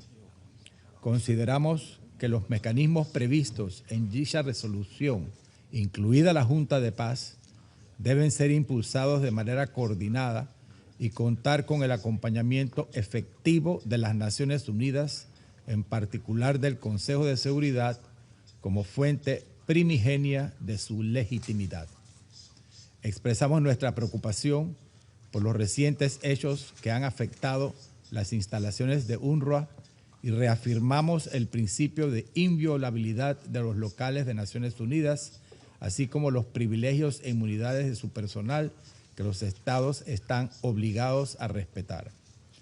Instamos a que las organizaciones no gubernamentales que han acompañado el enorme esfuerzo humanitario, pese a las extremas condiciones en el terreno, puedan continuar haciéndolo sin obstáculos para que contribuyan a la conclusión exitosa del plan de paz. Reafirmamos que la última vía sostenible y humana es aquella que permita a los pueblos de Israel y Palestina vivir lado a lado, en paz, seguridad y dignidad, y en un futuro ojalá cercano.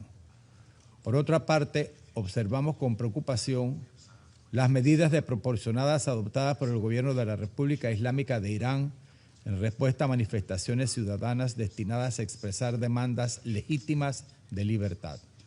Las detenciones arbitrarias, las desapariciones forzadas, las restricciones a la libertad de reunión y las acciones dirigidas a silenciar a las familias de las víctimas contravienen las obligaciones internacionales en materia de derechos humanos y refuerzan la urgencia de darle voz al pueblo iraní y una apertura hacia la comunidad internacional. En cuanto a Siria, Panamá reafirma su respaldo al proceso de transición política liderado y asumido por los sirios. Y subrayamos que una paz duradera solo será posible mediante la integración inclusiva de todas las minorías, respetando la soberanía nacional y la integridad territorial del país. Valoramos los esfuerzos recientes de las autoridades interinas por priorizar la contención y el diálogo en Alepo y sus alrededores y reafirmamos la obligación de todas las partes de cumplir el acuerdo del 19 de enero, respetar el derecho internacional humanitario y proteger a la población civil. Asimismo, Panamá subraya que el terrorismo sigue constituyendo una amenaza grave para la paz y la seguridad de la región. Reiteramos la necesidad de que se prevenga la reactivación de grupos terroristas, se gestione de manera segura los centros de detención y se garantice la repatriación responsable de combatientes extranjeros. También mantenemos una atención especial sobre la situación en el sur de Yemen, donde las últimas semanas se ha registrado un aumento de tensiones y enfrentamientos que afectan gravemente la seguridad, la estabilidad y las condiciones humanitarias de la población civil. En este contexto, reiteramos la necesidad de priorizar una agenda genuinamente nacional y subrayamos el papel central que corresponde al propio pueblo yemení en las decisiones relativas a su futuro y a la gobernanza de su país. De igual forma, la situación en el Líbano continúa caracterizándose por una elevada volatilidad. La visita realizada por este Consejo en diciembre permitió constatar la fragilidad del alto al fuego vigente, las persistentes tensiones a lo largo de la frontera sur y los desafíos asociados a la implementación de la Resolución 1701 del 2006. Panamá reafirma la importancia de preservar la estabilidad a lo largo de la línea azul, de respetar plenamente el mandato de la Fuerza Provisional de las Naciones Unidas en el Líbano y de fortalecer el apoyo al ejército libanés como pilar esencial de la soberanía y la integridad territorial del país.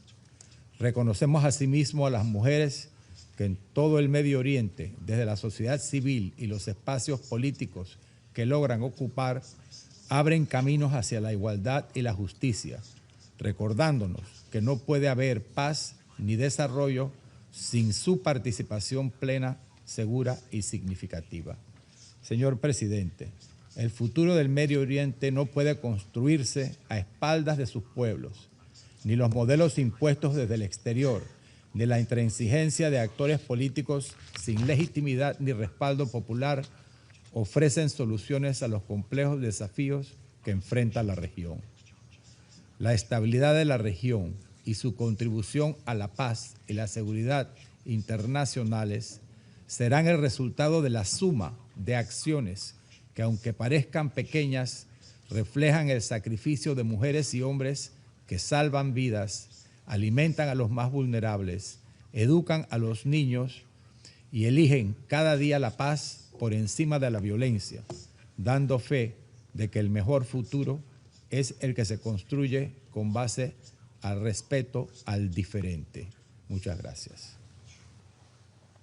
I thank the representative of Panama for his statement and now give the floor to the representative of the Russian Federation. Господин председатель, благодарим заместителя спецкоординатора ООН по ближневосточному мирному процессу Рамиза Алакбарова за брифинг о положении дел в регионе.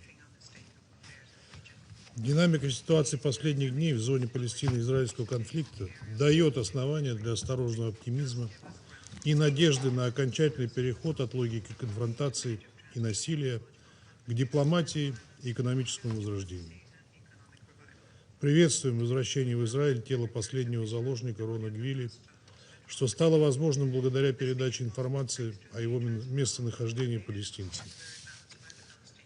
Пусть раны, нанесенные израильской нацией 7 октября 2023 года, еще свежи, будем надеяться, что это символическое событие, ознаменовавшее окончательное воссоединение всех семей со своими близкими, заложит прочный фундамент для восстановления отношений между двумя народами. При этом ни в коем случае не следует забывать и о палестинцах, потерявших близких или разлученных со своими родными. Помимо свыше 70 тысяч погибших от ударов, голода и холода, палестинцы с момента прекращения огня в октябре 2025 года из-под завалов Газа выкопано 710 тел, тысячи продолжают покоиться там. Обнаружение каждого из них имеет не меньшее значение для палестинского народа и дела примирения. Отмечаем долгожданное начало второй фазы мирного плана президента Трампа, о котором 14 января объявила американская сторона. Запуск работы переходных структур в анклаве, в первую очередь Национального комитета по управлению Газой во главе с опытным функционером ПНА Али Шаасом, закладывают основу для процесса восстановления сектора. Убеждены, что успех в реализации мирной инициативы возможен лишь при неукоснительном уважении интересов и прав палестинского народа, а также при тесной координации временных структур с ПНА. Подчеркиваем недопустимость любых планов по насильственному перемещению газовитян, какими бы благовидными предлогами они ни обставлялись. Ожидаем в обозримой перспективе восстановления административного, политического и экономического единства Газа и Избри, включая Восточный Иерусалим, в рамках палестинского государства в границах 1967 года. Ждем от американской стороны больше конкретики по поводу перспектив развертывания в секторе международных стабилизационных сил, в том числе по составу, численности и мандату данной миссии. Исходя из многолетнего опыта миротворческих операций, полагаем, что эффективность МСС будет напрямую зависеть от наличия согласия сторон и способности беспристрастно выполнять подмандатные задачи. При этом применение силы должно быть строго ограничено. В целом полагаем, что дальнейшая реализация мирного плана потребует от посредников фокусировки на поиске комплексного переговорного решения проблем разоружения палестинских группировок и вывода израильских подразделений из Газа. Попытки силового решения ни к чему не приведут. Господин председатель, теперь, когда тело последнего заложника было возвращено, у израильской стороны не осталось никаких оснований для дальнейшего промедления с выполнением своих гуманитарных обязательств в отношении газовитян. Хотели бы напомнить, что гумобязательства Израиля заложены в пунктах 7 и 8 мирного плана президента Трампа, а также в оперативном параграфе 3, одобрившей его резолюцией СБ ООН 2803, где прямо указывается на важность возобновления полномасштабной доставки гуманитарной помощи в сектор Газа через сотрудничающие организации, включая ООН. Речь идет в том числе и о необходимости полноценного открытия КПП «Рафах», о чем было объявлено только 26 января, то есть спустя 3,5 месяца после заключения соглашения о прекращении огня. К сожалению, гуманитарная ситуация в Газе продолжает оставаться катастрофической в условиях тотальных разрушений и ограничений на поставки грузов.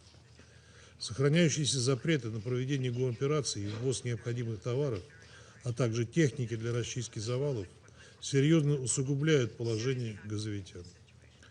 Палестинцы продолжают погибать под израильскими ударами, страдать от голода, фактического отсутствия медицинской помощи и доступа к образованию, к которым добавились зимние холода.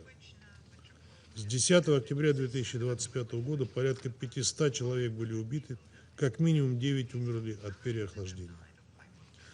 Информация, поступающая от гуманитарных организаций, наглядно свидетельствует о несоразмерности масштабов гуманитарных потребностей и фактического уровня реагирования.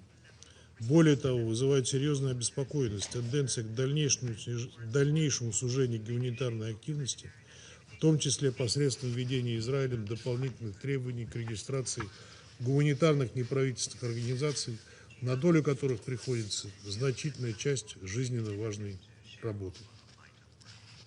Исходя именно из острых нужд и насущных потребностей палестинцев, мы анонсировали готовность предоставить $1 миллиард США из замороженных прежней американской администрацией российских активов на проекты по восстановлению и реконструкции сектора Газа. Призываем Израиль воздержаться от действий, подрывающих гуманитарное реагирование, и обеспечить гуманитарным структурам безопасный и беспрепятственный доступ, необходимый для преодоления последствий одного из самых острых кризисов современности. Господин председатель, особого внимания требует ситуация вокруг Бопор. На протяжении десятилетий агентство играло ключевую и безальтернативную роль в оказании помощи палестинскому населению как на ОПТ, так и в соседних арабских странах. Мандат агентства был продлен на очередной трехлетний период до 30 июня 2029 года резолюцией 8078 Генассамблеи ООН, за которую проголосовало подавляющее большинство стран-членов. На Бопор также лежит историческая ответственность за обеспечение выполнения резолюции 194 о праве палестинских беженцев на компенсации и возвращение. При этом сегодня агентство сталкивается с беспрецедентным давлением и системными препятствиями в своей деятельности.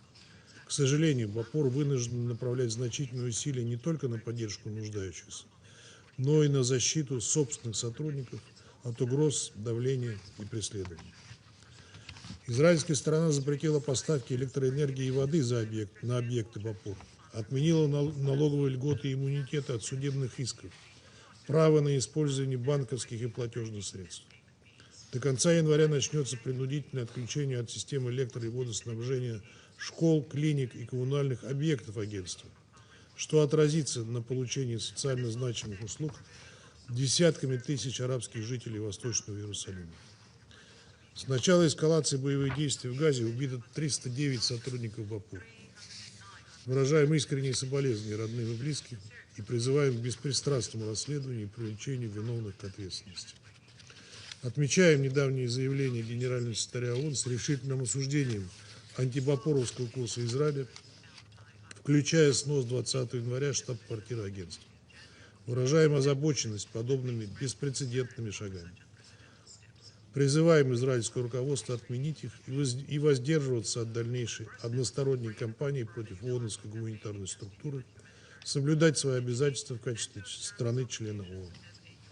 Напоминаем о содержащемся письме генерального секретаря от 8 января опции с передачей вопроса в Международный суд в случае невозможности решить разногласия по Конвенции о привилегиях и иммунитетах ООН от 1946 года в двустороннем порядке.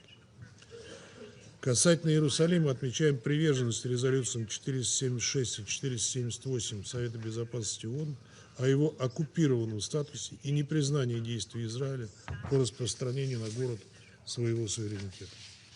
Господин председатель, позиция нашей страны по палестино-израильскому регулированию принципиальна и не подвержена конъюнктуре. Подтверждаем нашу поддержку к двугосударственной формуле и справедливому решению палестинской проблемы на общепризнанной международно-правовой основе, без которых невозможно достижение подлинного мира и прочной безопасности на Ближнем Востоке.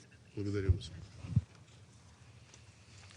I thank the representative of Russian Federation for his statement. I now give the floor to the representative of Pakistan. Thank you, Mr. President. We also join colleagues in thanking Deputy Special Coordinator for the Middle East Peace Process, Mr. Ramiz Al-Akbarov, for his comprehensive briefing. And we welcome UN's continued commitment to remain engaged on the Palestinian question in all its aspects. Pakistan welcomes the convening of this open debate at a time when cautious diplomatic progress coexists with serious humanitarian situation and continued violations on ground in Gaza and the rest of the occupied Palestinian territory. Mr. President, the unresolved Palestinian question is at the core of the instability in the Middle East. Palestinian people have endured decades of illegal occupation marked by dispossession, brutal repression, and the denial of their inalienable rights, including the right to self-determination. Over the past 2 years in Gaza, this suffering escalated to an unprecedented scale, resulting in widespread civilian casualties, mass displacement, almost total destruction of infrastructure, and severe humanitarian deprivation. Against this backdrop, the international community sought to re-anchor efforts towards diplomacy and a credible political pathway towards peace. Initiatives such as the High-Level Conference on the Peaceful Settlement of the Question of Palestine, held last July, as well as President Trump's 20-point peace plan, subsequently endorsed by the Security Council Resolution 2803, reflect this renewed engagement. In line with Resolution 2803, the commencement of the second phase of the peace plan, including the establishment of the National Committee for the Administration of Gaza and the establishment of the Board of Peace and executive committees, are important steps. As intended in the plan, these measures should now help consolidate the ceasefire, secure a permanent cessation of hostilities, facilitate transitional arrangements, enable recovery and reconstruction, ensure the provision of humanitarian assistance at scale, and prepare the ground for a sustainable and credible political process towards Palestinian self-determination and statehood. However, we are deeply concerned that the fragile situation in Gaza remains under constant strain. Ceasefire violations continue unabated and civilian lives remain at risk. Increased pressure on international humanitarian organizations, including deregistration measures and restrictions on humanitarian operations, are impeding assistance and protection for the most vulnerable. We strongly condemn Israel's continued attacks on the UN premises and UNRWA, including the recent demolition of UN compound in the Sheikh Jarrah neighborhood of occupied East Jerusalem. Such actions undermine the stabilization efforts and threaten the limited progress achieved so far. UNRWA's operations remain essential and must be safeguarded. President, Pakistan, together with other Arab and Islamic countries in the Group of Eight, has joined the Board of Peace in support of its mandate as endorsed by the Security Council Resolution 2803. In a joint statement, the foreign ministers of the group reiterated their support for the peace efforts led by President Donald Trump and reaffirmed their commitment to implementing the mission of the Peace Board as a transitional administration as set out in Comprehensive Plan to End the Gaza Conflict and endorsed by Resolution 2803, aimed at consolidating a permanent ceasefire, supporting the reconstruction of Gaza, and advancing a just and lasting peace grounded in the Palestinian right to self-determination and statehood in accordance with international law, thereby paving the way for security and stability for all countries and peoples of the region. To ensure that current initiatives deliver tangible results, Pakistan underscores the following priorities. First, globally, on the process and its objectives. We hope that the Board of Peace, under the framework of Resolution 2803, will lead to concrete steps towards the implementation of a permanent ceasefire, further scaling up of humanitarian aid, reconstruction of Gaza, and realization of the right to self-determination of the people of Palestine through a credible, time-bound political process consistent with international legitimacy and UN resolutions, resulting in an independent, sovereign, and contiguous state of Palestine based on pre-1967 borders, with Al-Quds al-Sharif as its capital.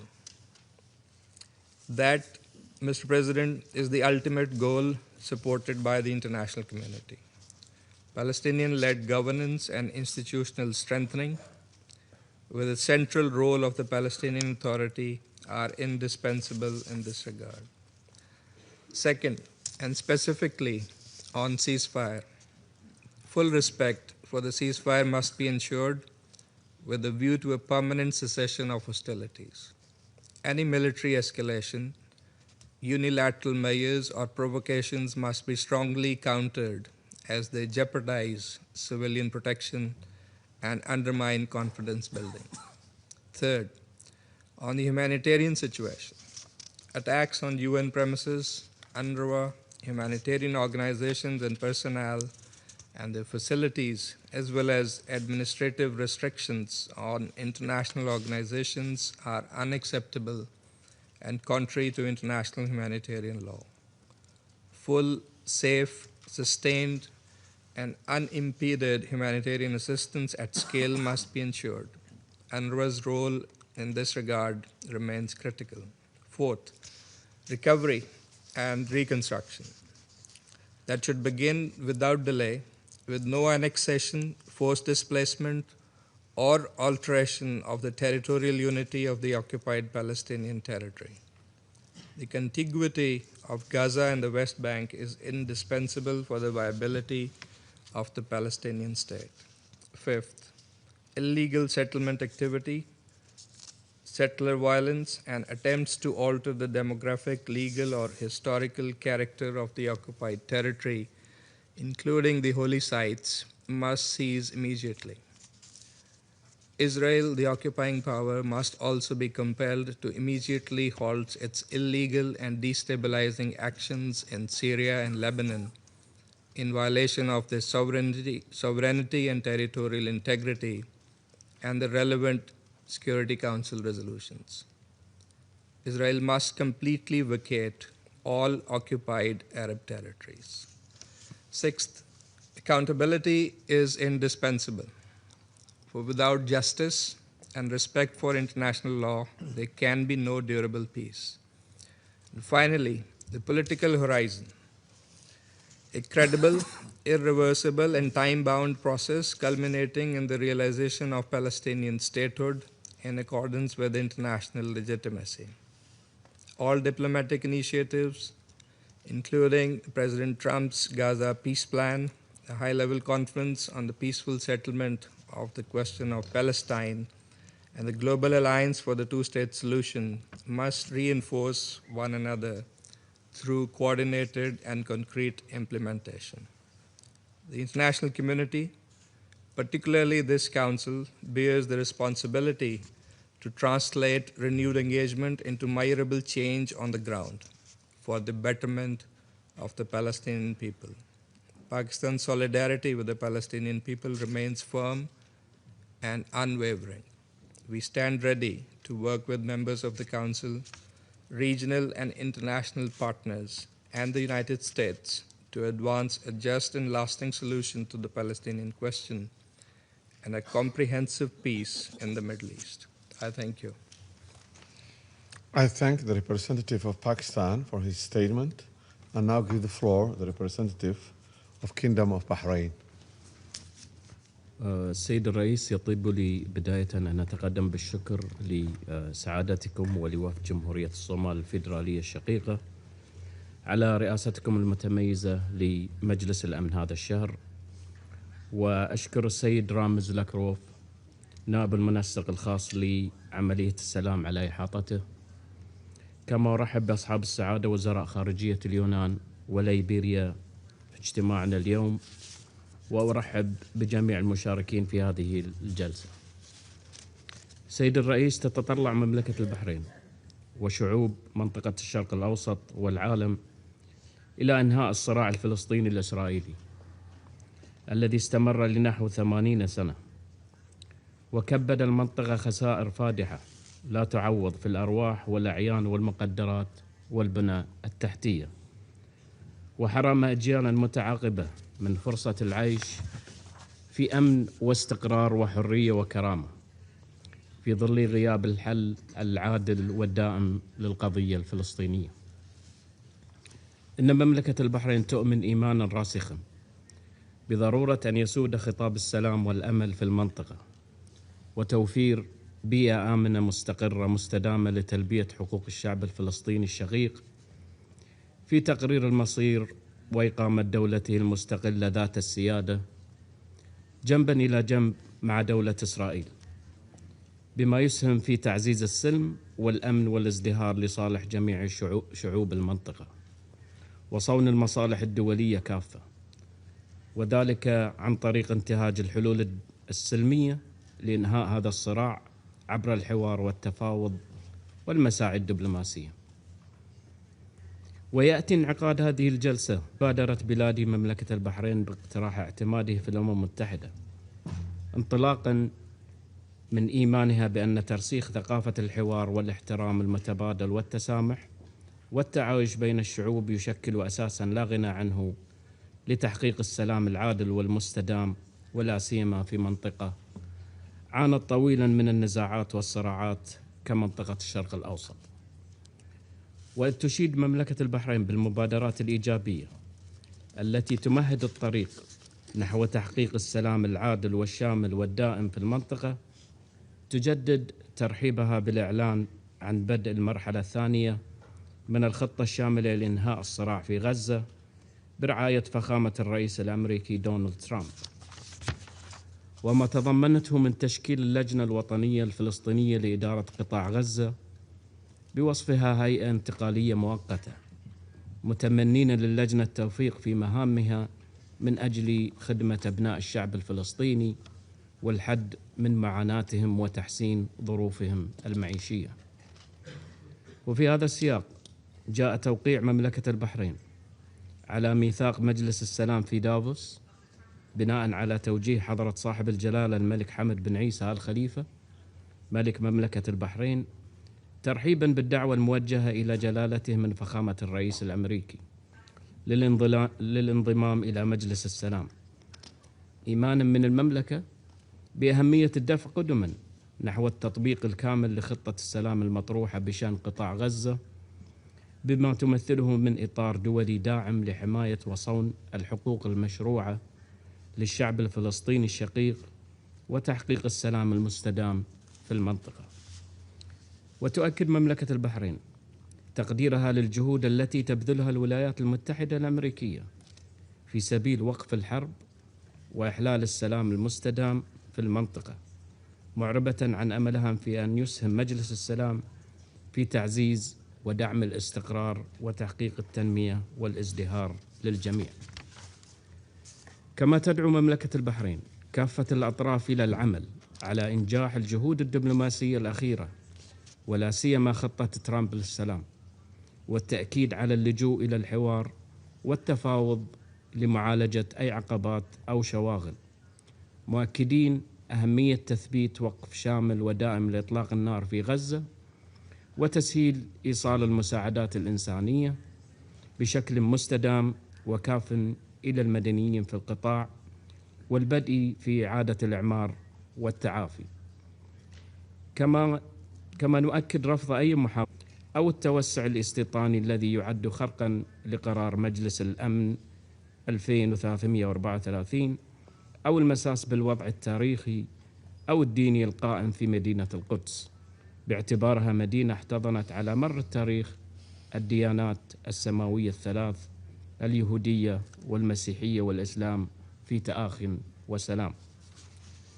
وتؤكد في هذا الإطار على مخرجات القمة العربية 33 قمة البحرين ومبادرتها التي شملت الدعوة إلى عقد مؤتمر دولي للسلام وتكثيف الجهود الدبلوماسية الرامية إلى زيادة الاعتراف الدولي بدولة فلسطين ودعم قبولها كدولة كاملة العضوية في الأمم المتحدة، وضرورة ضمان الحق في التعليم والخدمات الصحية للمتأثرين من الصراعات في المنطقة. كما نؤكد على أهمية دعم كافة الجهود الإقليمية والدولية الهادفة إلى رفع المعاناة عن الشعب الفلسطيني الشقيق، ومن ضمنها الجهود الإغاثية التي تطلع بها الأمم المتحدة عن طريق وكالة الأمم المتحدة لإغاثة وتشغيل اللاجئين الفلسطينيين الأونروا، لتقديم الدعم والإغاثة لملايين اللاجئين في الأراضي الفلسطينية والأردن وسوريا ولبنان، إلى حين التوصل إلى حل سياسي عادل وشامل يضمن كافة حقوقه المشروعة وفق القانون الدولي وقرارات الشرعية الدولية. وتشيد مملكة البحرين بالخطوات الإيجابية التي تنتهجها السلطة الفلسطينية، ومنها قبولها بخطة فخامة الرئيس الأمريكي بشأن غزة، وبقرار مجلس الأمن رقم 2803 باعتبارهما مسارا إيجابيا نحو وضع دائم ومستقر في قطاع غزة كجزء لا يتجزأ من الدولة الفلسطينية. كما ترحب مملكة البحرين بعزم السلطة الفلسطينية إجراء الانتخابات المحلية في الضفة الغربية وقطاع غزة في 15 من أبريل المقبل، تأكيدا على أهمية المسار الديمقراطي ومشاركة الشعب الفلسطيني في تقرير مستقبله. وفي الختام تجدد مملكة البحرين دعوتها للمجتمع الدولي إلى ضرورة دعم حقوق الشعب الفلسطيني في إقامة دولته الوطنية المستقلة وعاصمتها القدس الشرقية وفقا لحل الدولتين وقرارات الشرعية الدولية ذات الصلة وقبولها كدولة كاملة العضوية في الأمم المتحدة.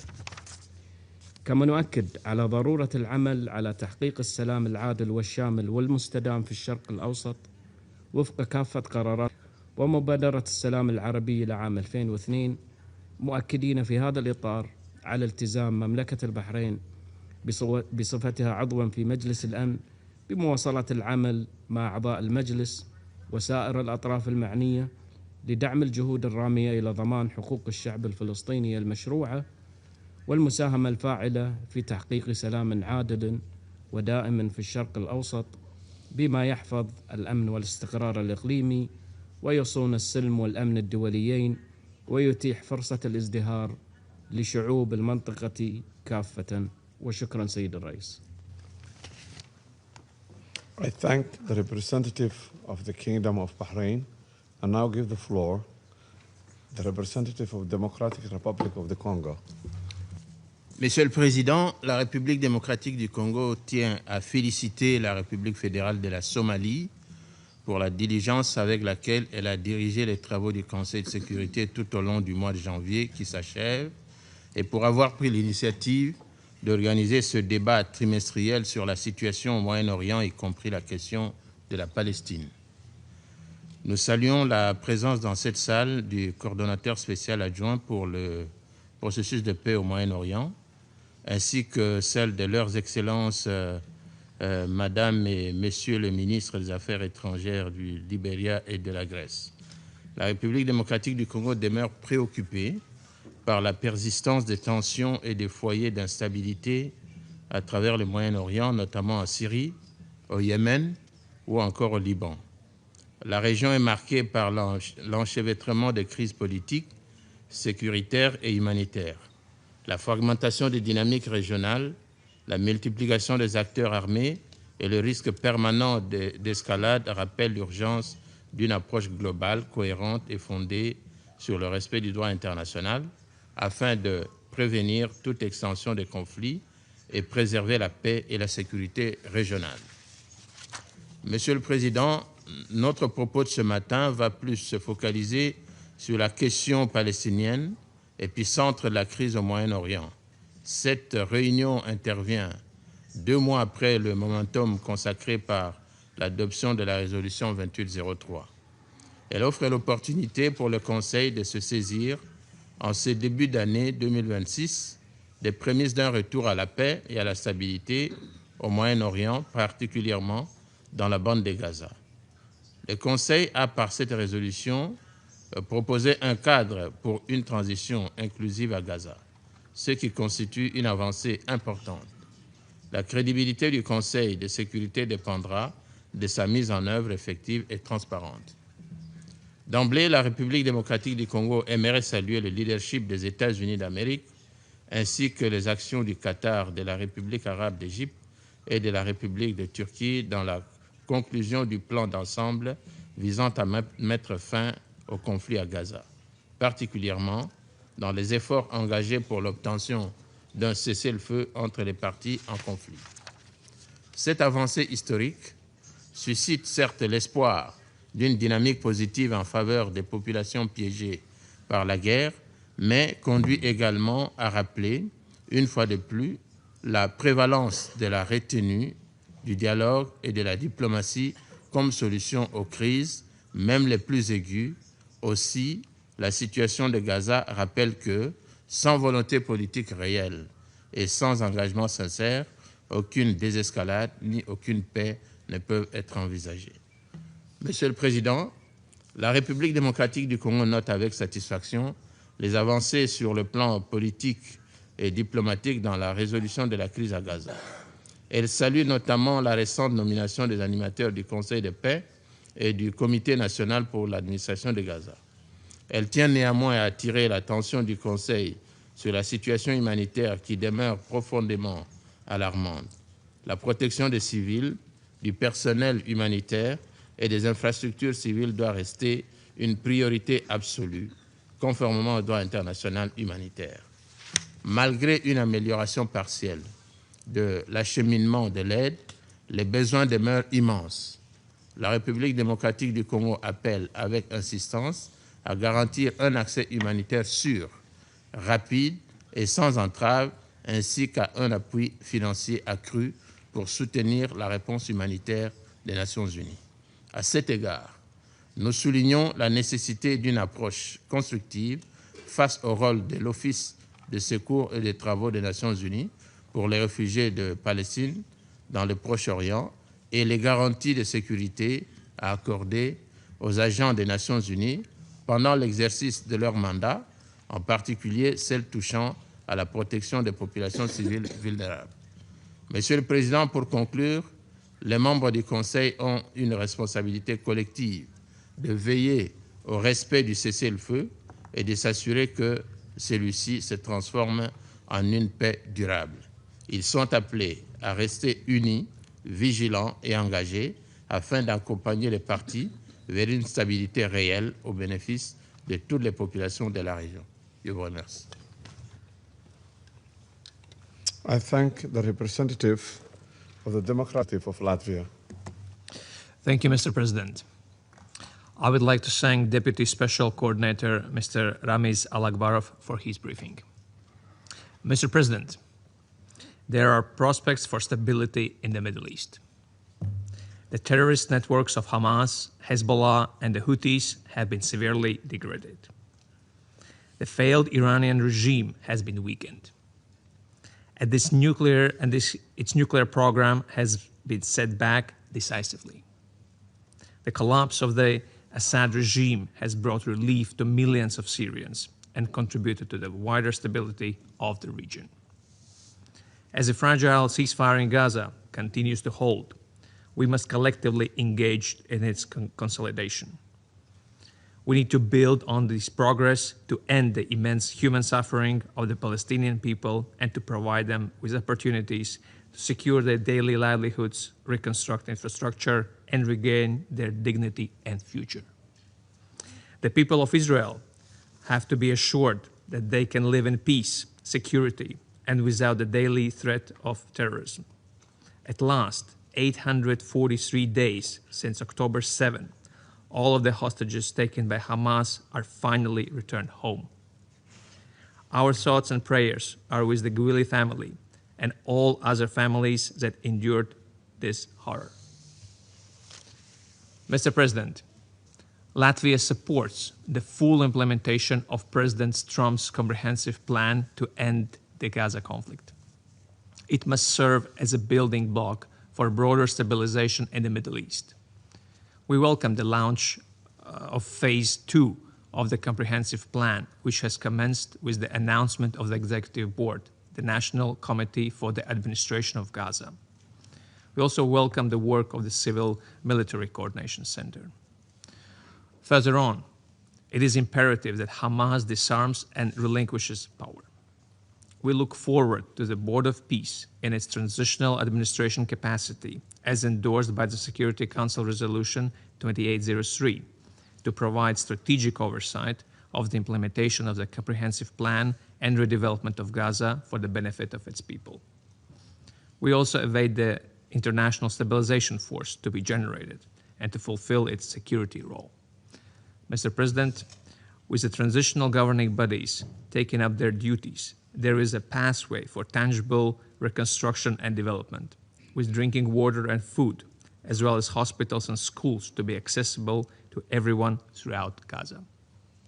The Palestinian Authority has to be assisted in building security challenges. Mr. President, the past 2 years have confirmed that breaking the cycle of violence requires sustained investment in a viable political solution, a peace that addresses the security concerns and the legitimate aspirations of both Israelis and Palestinians. We should not lose sight of the objective of the two-state solution in accordance with international parameters as defined by Security Council resolutions and the New York Declaration endorsed last September. A just and lasting peace requires Gaza and the West Bank to be addressed as one unified entity. The unprecedented levels of violence, land confiscations, house demolitions, and settlement expansion that are emerging across the West Bank undermine international efforts aimed at achieving peace and stability in the region. We strongly oppose any steps towards territorial or demographic change in occupied Palestinian territories and urge Israel to halt its settlement policy in the West Bank.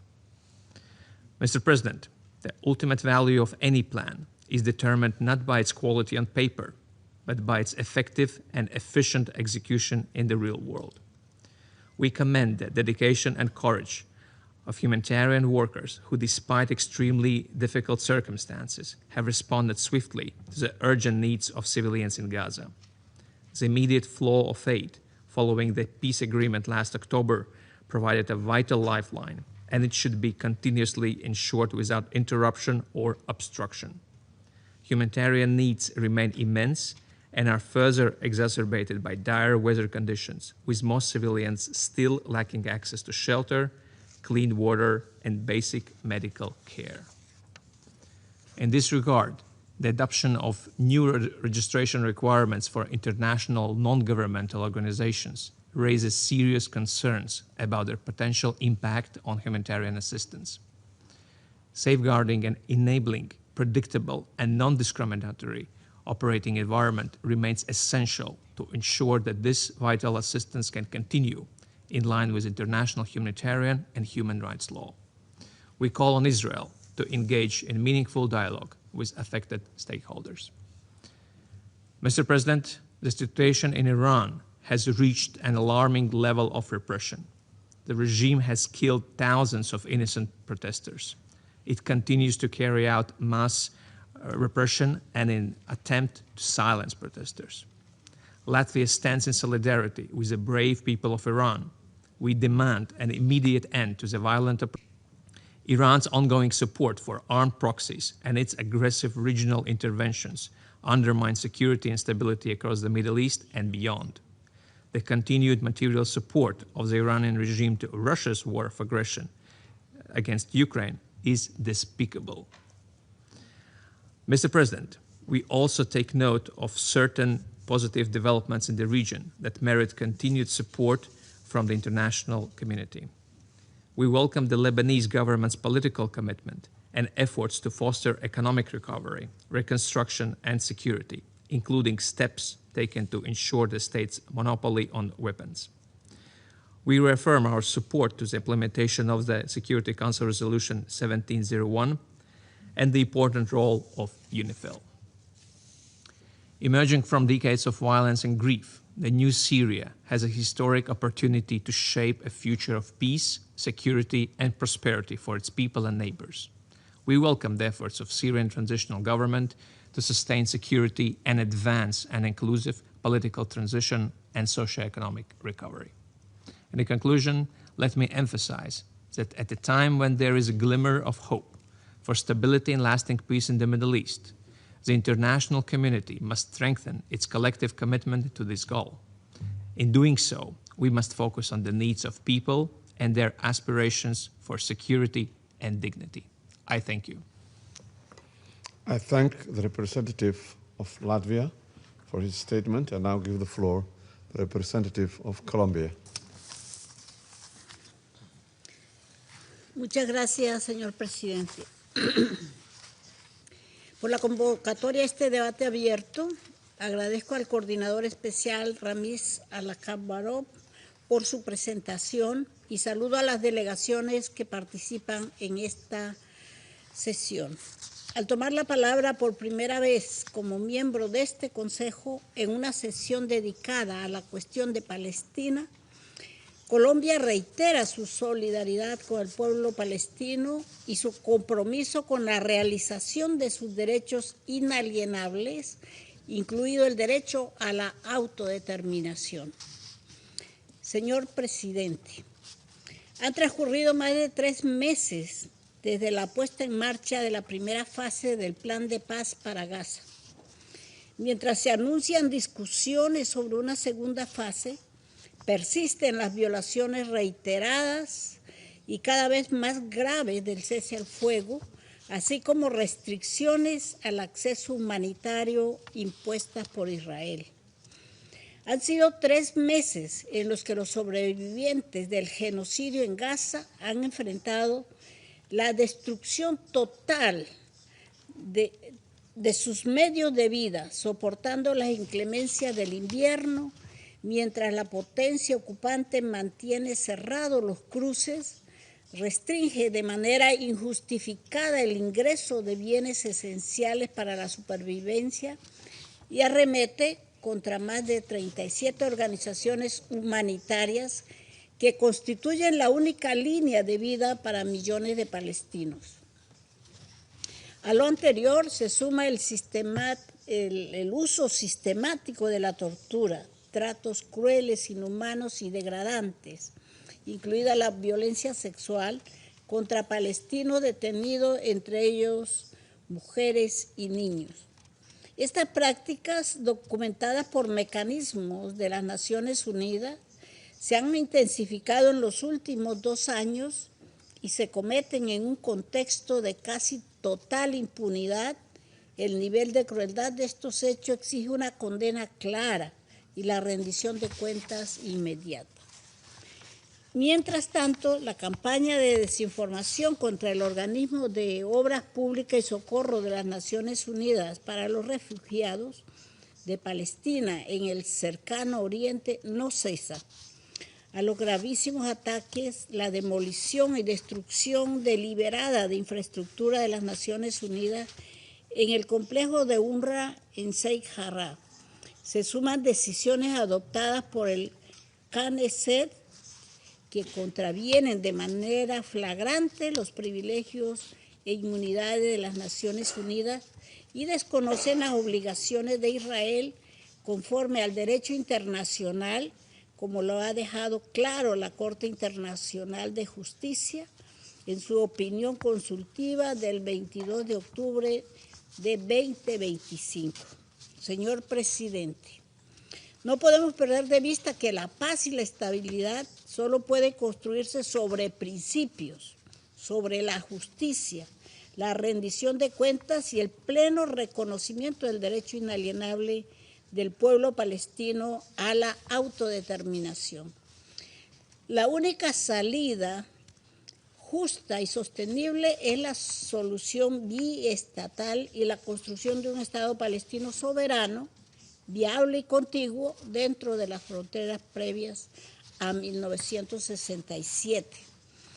En las actuales circunstancias, este Consejo debe ser absolutamente claro en lo siguiente. Primero, ninguna línea de armisticio puede interpretarse como una redefinición de fronteras internacionalmente reconocidas y la anexión de territorios, tanto en Gaza como en Cisjordania, es inadmisible.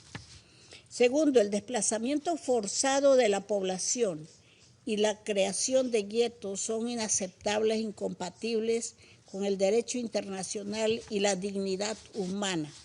Tercero, el respeto de los principios de neutralidad, independencia y humanidad en la entrega de ayuda humanitaria es innegociable y la ONU debe permanecer en el centro de la respuesta, inclusive a través de UNRWA. El acceso a servicios básicos como salud, educación y alimentos para la población palestina depende actualmente del trabajo de UNRWA y las ONG cuyo trabajo está siendo obstaculizado.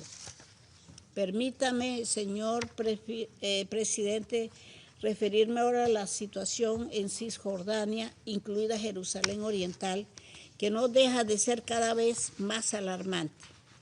En los últimos meses hemos sido testigos de una escalada sin precedentes en la violencia de los colonos, frecuentemente alentada por las propias autoridades israelíes y perpetrada con la aquiescencia o protección de las fuerzas de seguridad de la potencia ocupante.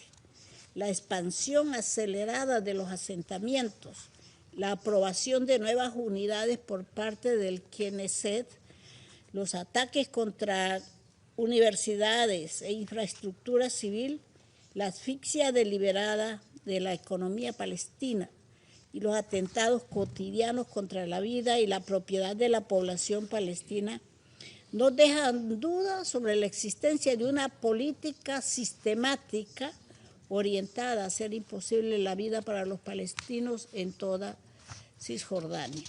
Esta dinámica de anexión de facto y de jure socava las posibilidades de la solución de dos estados. Señor presidente, la persistencia de la ocupación y la ausencia de una solución justa a la cuestión de Palestina continúan teniendo repercusiones directas sobre la estabilidad regional. Aunque los esfuerzos nacionales de Siria y Líbano son evidentes, estos se ven socavados por acciones que atentan contra su soberanía, independencia, unidad e integridad territorial. Este Consejo debe persistir en el acompañamiento a dichos esfuerzos nacionales, reiterando la urgencia de implementar de manera consistente y efectiva sus propias resoluciones, en particular la resolución. Antes de concluir, deseo subrayar un principio fundamental. El futuro de Palestina debe ser decidido por el pueblo palestino. No son aceptables nuevas formas de protectorado ni esquemas de administración externa que reproducen lógicas coloniales, ni en Palestina ni en ninguna otra parte del mundo. La autodeterminación es una piedra angular de esta organización y Colombia continuará defendiéndola. El Consejo de Seguridad tiene la responsabilidad primaria del mantenimiento de la paz y la seguridad internacionales y no puede ceder sus competencias a mecanismos opacos o parciales. Seguiremos de cerca los avances en la implementación de la segunda fase del Plan de Paz, de conformidad con lo autorizado por la Resolución 2803. Hacemos un llamado a mantener este Consejo oportunamente informado y a incorporar plenamente las prioridades y necesidades del pueblo palestino.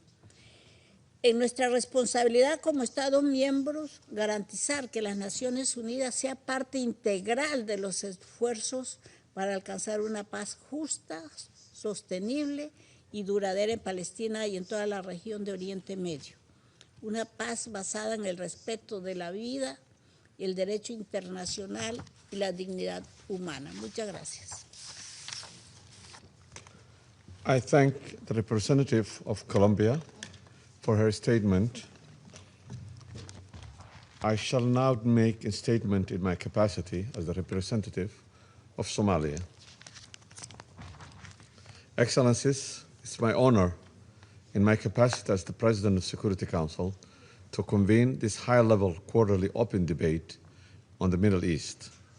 I welcome Her Excellency Ms. Sarah Baisolov Nayanti, Minister of Foreign Affairs of Liberia, and His Excellency Mr. Georgios Geropetraitis, Minister of Foreign Affairs of Greece, to the meeting. I also want to thank Special Coordinator Alakbarov for his valuable briefings. We meet as the Middle East faces an overlapping political, security, humanitarian, and socio-economic crisis, challenges whose effects are felt far beyond the region.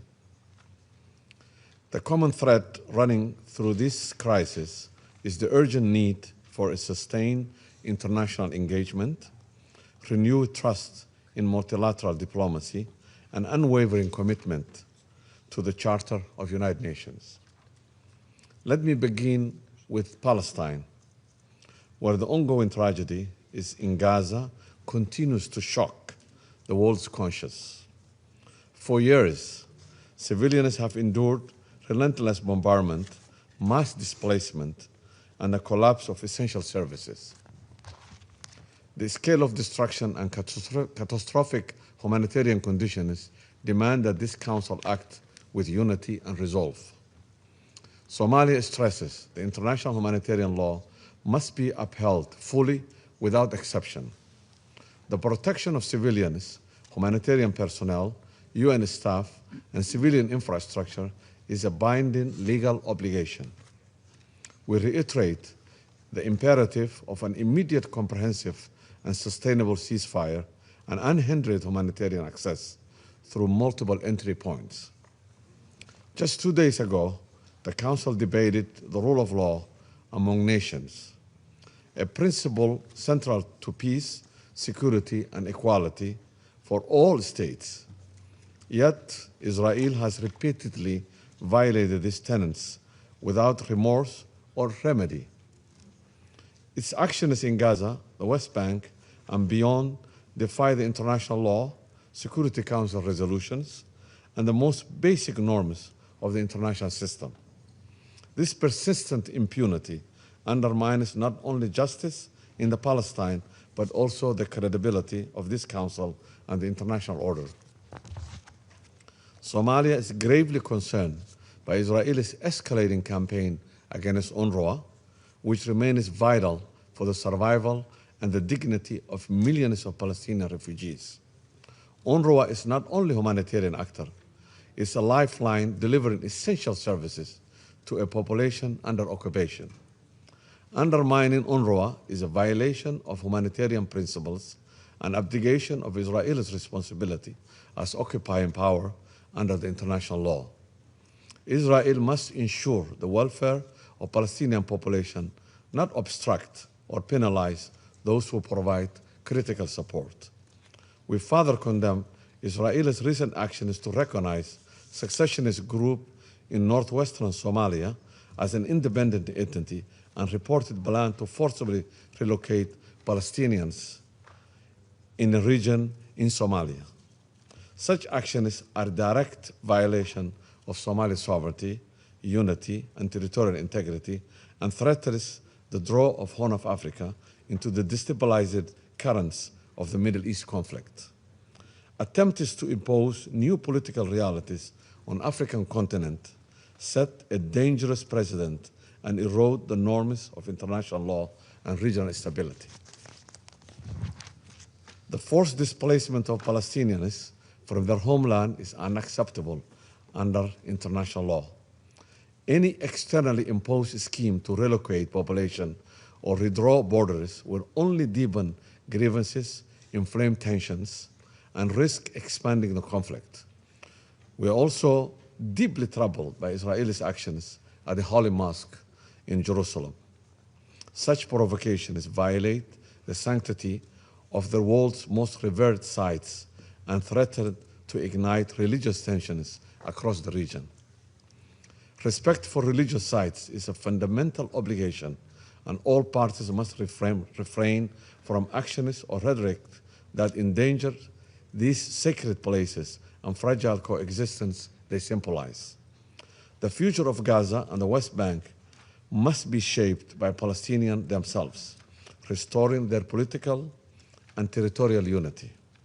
Somalia reaffirms the two-state solution grounded in the relevant UN resolutions, and the Arab Peace Initiative and the New York Declaration remains the only credible framework for peace, justice, and security for Palestinians and Israelis.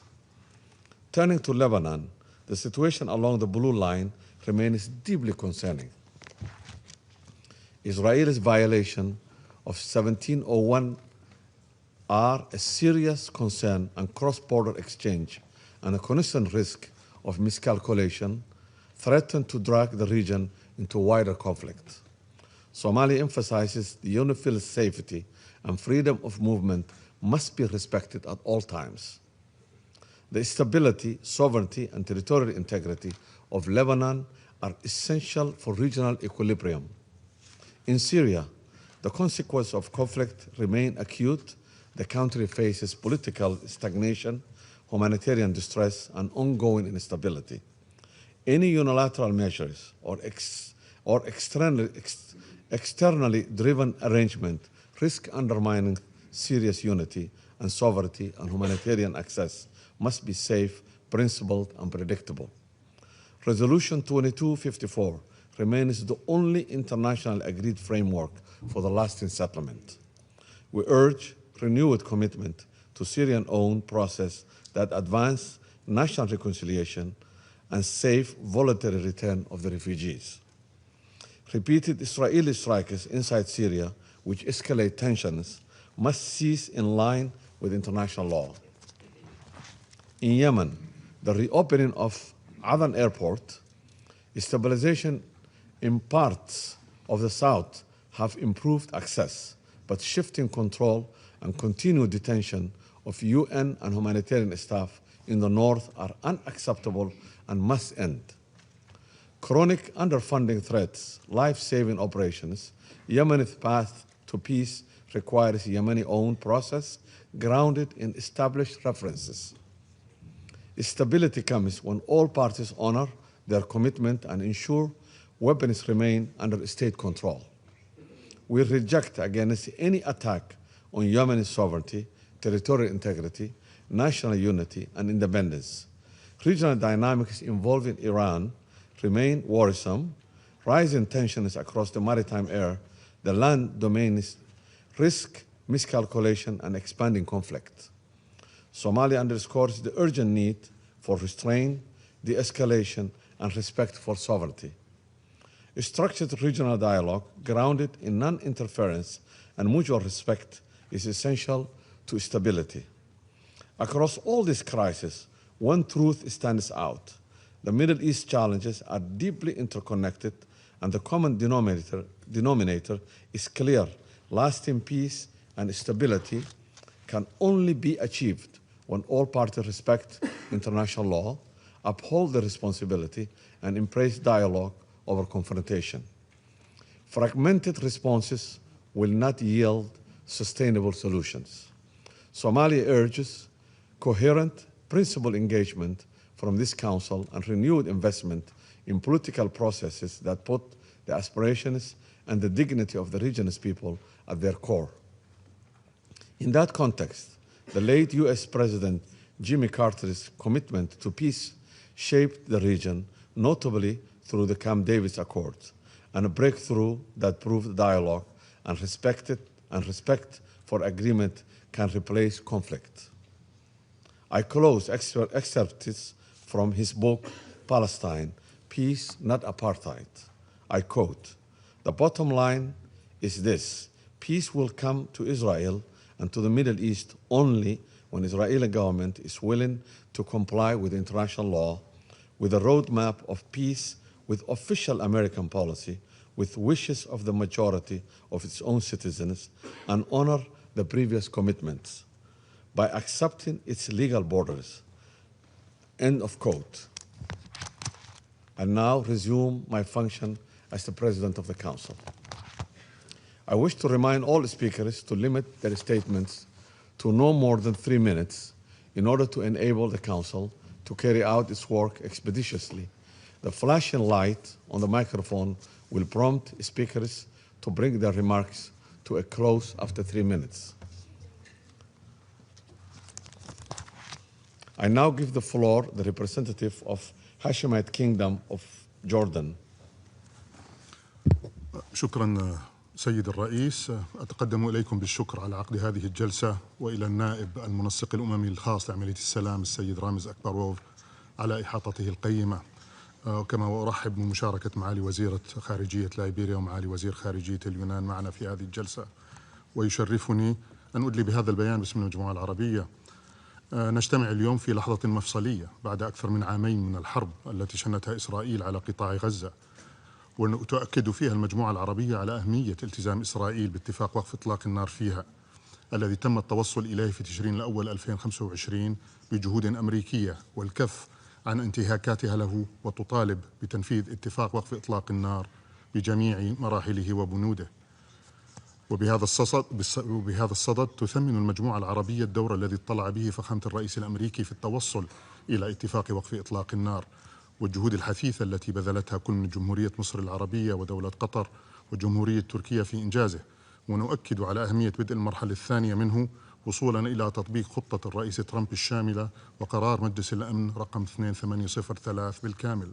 ونشدد على أهمية إطلاق جهود التعافي المبكر وإعادة الإعمار في جميع أنحاء غزة، وأن مستقبل قطاع غزة يجب أن يستند على وحدته وارتباطه مع الضفة الغربية وبها، وأن تتولى السلطة الوطنية الفلسطينية صاحبة الولاية مقاليد الحكم في القطاع وضمان وحدته مع الضفة الغربية بما في ذلك القدس الشرقية، وضمان ممارسة الشعب الفلسطيني حقه في تقرير المصير واستقلال دولته. تدين المجموعة العربية كافة الإجراءات الإسرائيلية العسكرية والسياسية والتشريعية والمالية الرامية لتقويض السلطة الفلسطينية، وتطالب المجتمع الدولي بالتصدي لها.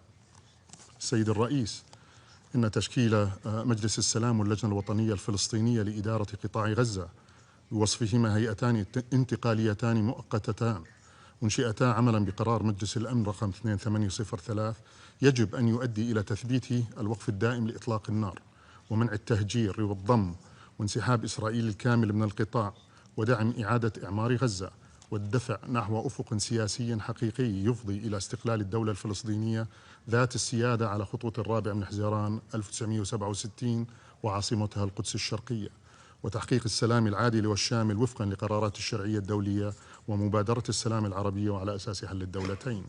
كما تشدد المجموعة على ضرورة إلزام إسرائيل القوى القائمة بالاحتلال برفع جميع القيود والعوائق أمام إدخال المساعدات الإنسانية وفتح جميع المعابر دون انتقائية أو تأخير بما يضمن وصولها إلى جميع أنحاء القطاع امتثالا لالتزاماتها بموجب القانون الدولي وقرارات مجلس الأمداد الصلة.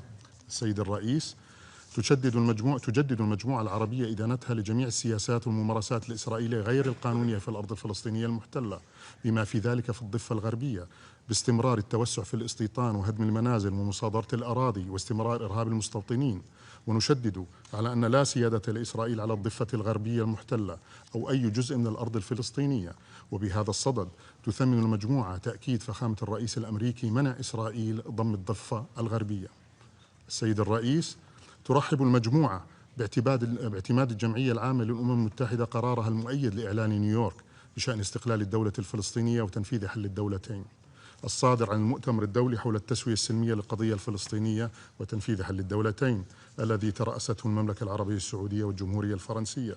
كما تشدد المجموعة على أن القدس الشرقية هي جزء لا يتجزأ من الأرض الفلسطينية المحتلة وأن لا سيادة لإسرائيل عليها، وعلى ضرورة احترام إسرائيل الوضع التاريخي والقانوني القائم للمقدسات الإسلامية والمسيحية فيها.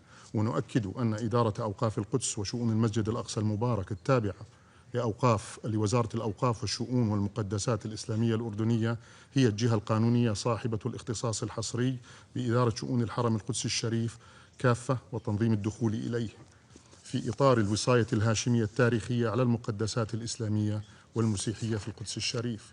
كما تؤكد المجموعة على أهمية دور لجنة القدس ووكالة بيت مال القدس الشريف الذراع التنفيذي للجنة ودعم كل ما تقوم به اللجنة من جهود.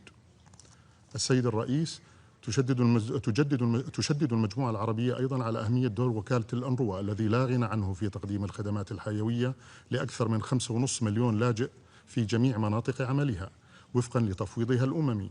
وفي هذا السياق نعيد التذكير بالرأي الاستشاري لمحكمة العدل الدولية الصادر في تشرين الأول 25 الذي أكد أن إسرائيل ملزمة بأن تضمن الاحترام التام لحرمة مقرات الأمم المتحدة وحصانتها بما في ذلك وكالة الأنروا. ومن هذا المنطلق تدعو المجموعة مجلس الأمن والمجتمع الدولي إلى تحمل مسؤولياته القانونية والتصدي للقرارات والخروقات الإسرائيلية المدانة التي تستهدف الأنروا، وآخرها تهديم مباني داخل مجمع الأنروا في حي الشيخ جراح في القدس الشرقية كما وتجدد دعوتها للمجتمع الدولي لتوفير الدعم السياسي والمالي للوكالة للتمكن من الاطلاع بدورها الذي لا غنى عنه. وتدين المجموعة الإجراءات التعسفية الإسرائيلية ضد مؤسسات المجتمع المدني والمؤسسات الإنسانية العاملة في الأرض الفلسطينية المحتلة، وتطالب بوضع حد لها. سيد الرئيس، فيما يخص سوريا، تدين المجموعة جميع الاعتداءات الإسرائيلية على سوريا والتوغل داخل أراضيها، والذي يعد خرقا فاضحا للقانون الدولي وعدوانا على سيادة سوريا وتصعيدا خطيرا يزيد من التوتر والصراع. وتطالب المجتمع الدولي ومجلس الأمن بالتحرك الفوري لتطبيق القانون الدولي وإلزام إسرائيل بوقف عدوانها والانسحاب من الأراضي السورية التي تتواجد فيها في خرق واضح لاتفاق فض الاشتباك لعام 74. وتعيد المجموعة التأكيد أن الجولان السوري هو أرض سورية محتلة، وترفض قرار إسرائيل ضمه وفرض سيادتها عليه.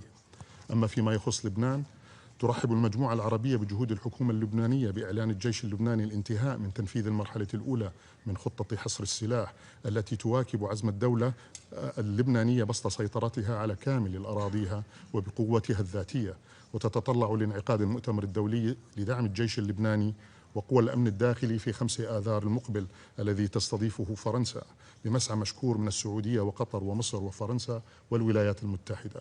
وتدين المجموعة الانتهاكات الإسرائيلية اليومية لسيادة لبنان وللقرار 1701 بما في ذلك استمرار احتلالها ل5 مواقع حدودية في جنوب لبنان وإنشاء ما يسمى بالمناطق العازلة داخل الأراضي اللبنانية. وتدعو مجلس الأمن إلى تحمل مسؤولياته وإجبار إسرائيل على وقف اعتداءاتها والانسحاب من جميع الأراضي اللبنانية المحتلة فورا وإطلاق سراح جميع الأسرى اللبنانيين. ختاما سيد الرئيس، المجموعة العربية تجدد تأكيدها على أن السلام العادل والشامل والدائم هو خيار عربي استراتيجي، ويظل السبيل الوحيد لتحقيق هذا السلام هو قيام الدولة الفلسطينية المستقلة ذات السيادة على خطوط الرابع من حزيران 67 وعاصمتها القدس الشرقية المحتلة وفقا للمرجعيات المعتمدة لمبادرة السلام العربية وقرارات الشرعية الدولية ذات الصلة.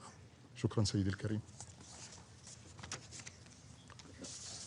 The representative of Hashemite Kingdoms of Jordan for his statement, and now give the floor to the representative of Philippines. Thank you, Mr. President. Since 1947, the question of Palestine has remained on the United Nations agenda, making it the longest-running issue before this organization. It is not merely a territorial dispute, but a defining political and moral issue whose resolution remains essential to peace and stability in the Middle East. The Philippines welcomes the cessation of hostilities in Gaza and the progress achieved under the comprehensive plan endorsed by the Security Council in Resolution 2803. After 2 years of devastating conflict and immense civilian suffering, the ceasefire offers an opportunity to stabilize a situation that has long threatened international peace and security. At the same time, the ceasefire remains fragile, making immediate and sustained Council attention to the implementation of the Gaza peace plan as essential. In this regard, the Philippines wishes to underscore the following. First, humanitarian conditions in Gaza remain critical. While access has marginally improved, civilians continue to face severe food insecurity, widespread displacement, and the collapse of essential services, further aggravated by winter conditions. Free, safe, and unimpeded humanitarian access must be ensured without delay. In this connection, due to recent developments in East Jerusalem, we are deeply concerned over the ability of the United Nations to provide the necessary humanitarian assistance so urgently needed by the Palestinian people, especially in Gaza. Secondly, the Philippines welcomes the UN Security Council Resolution 2803 on the implementation of the comprehensive plan to end the Gaza conflict. We note that the resolution calls upon member states and international organizations to work with the Board of Peace to identify opportunities to support the reconstruction of Gaza, and for the World Bank and other financial institutions to facilitate and provide financial resources to support the reconstruction and development of Gaza, including through the establishment of a dedicated trust fund. Thirdly, stabilization and reconstruction should lead to a long-term and credible political horizon.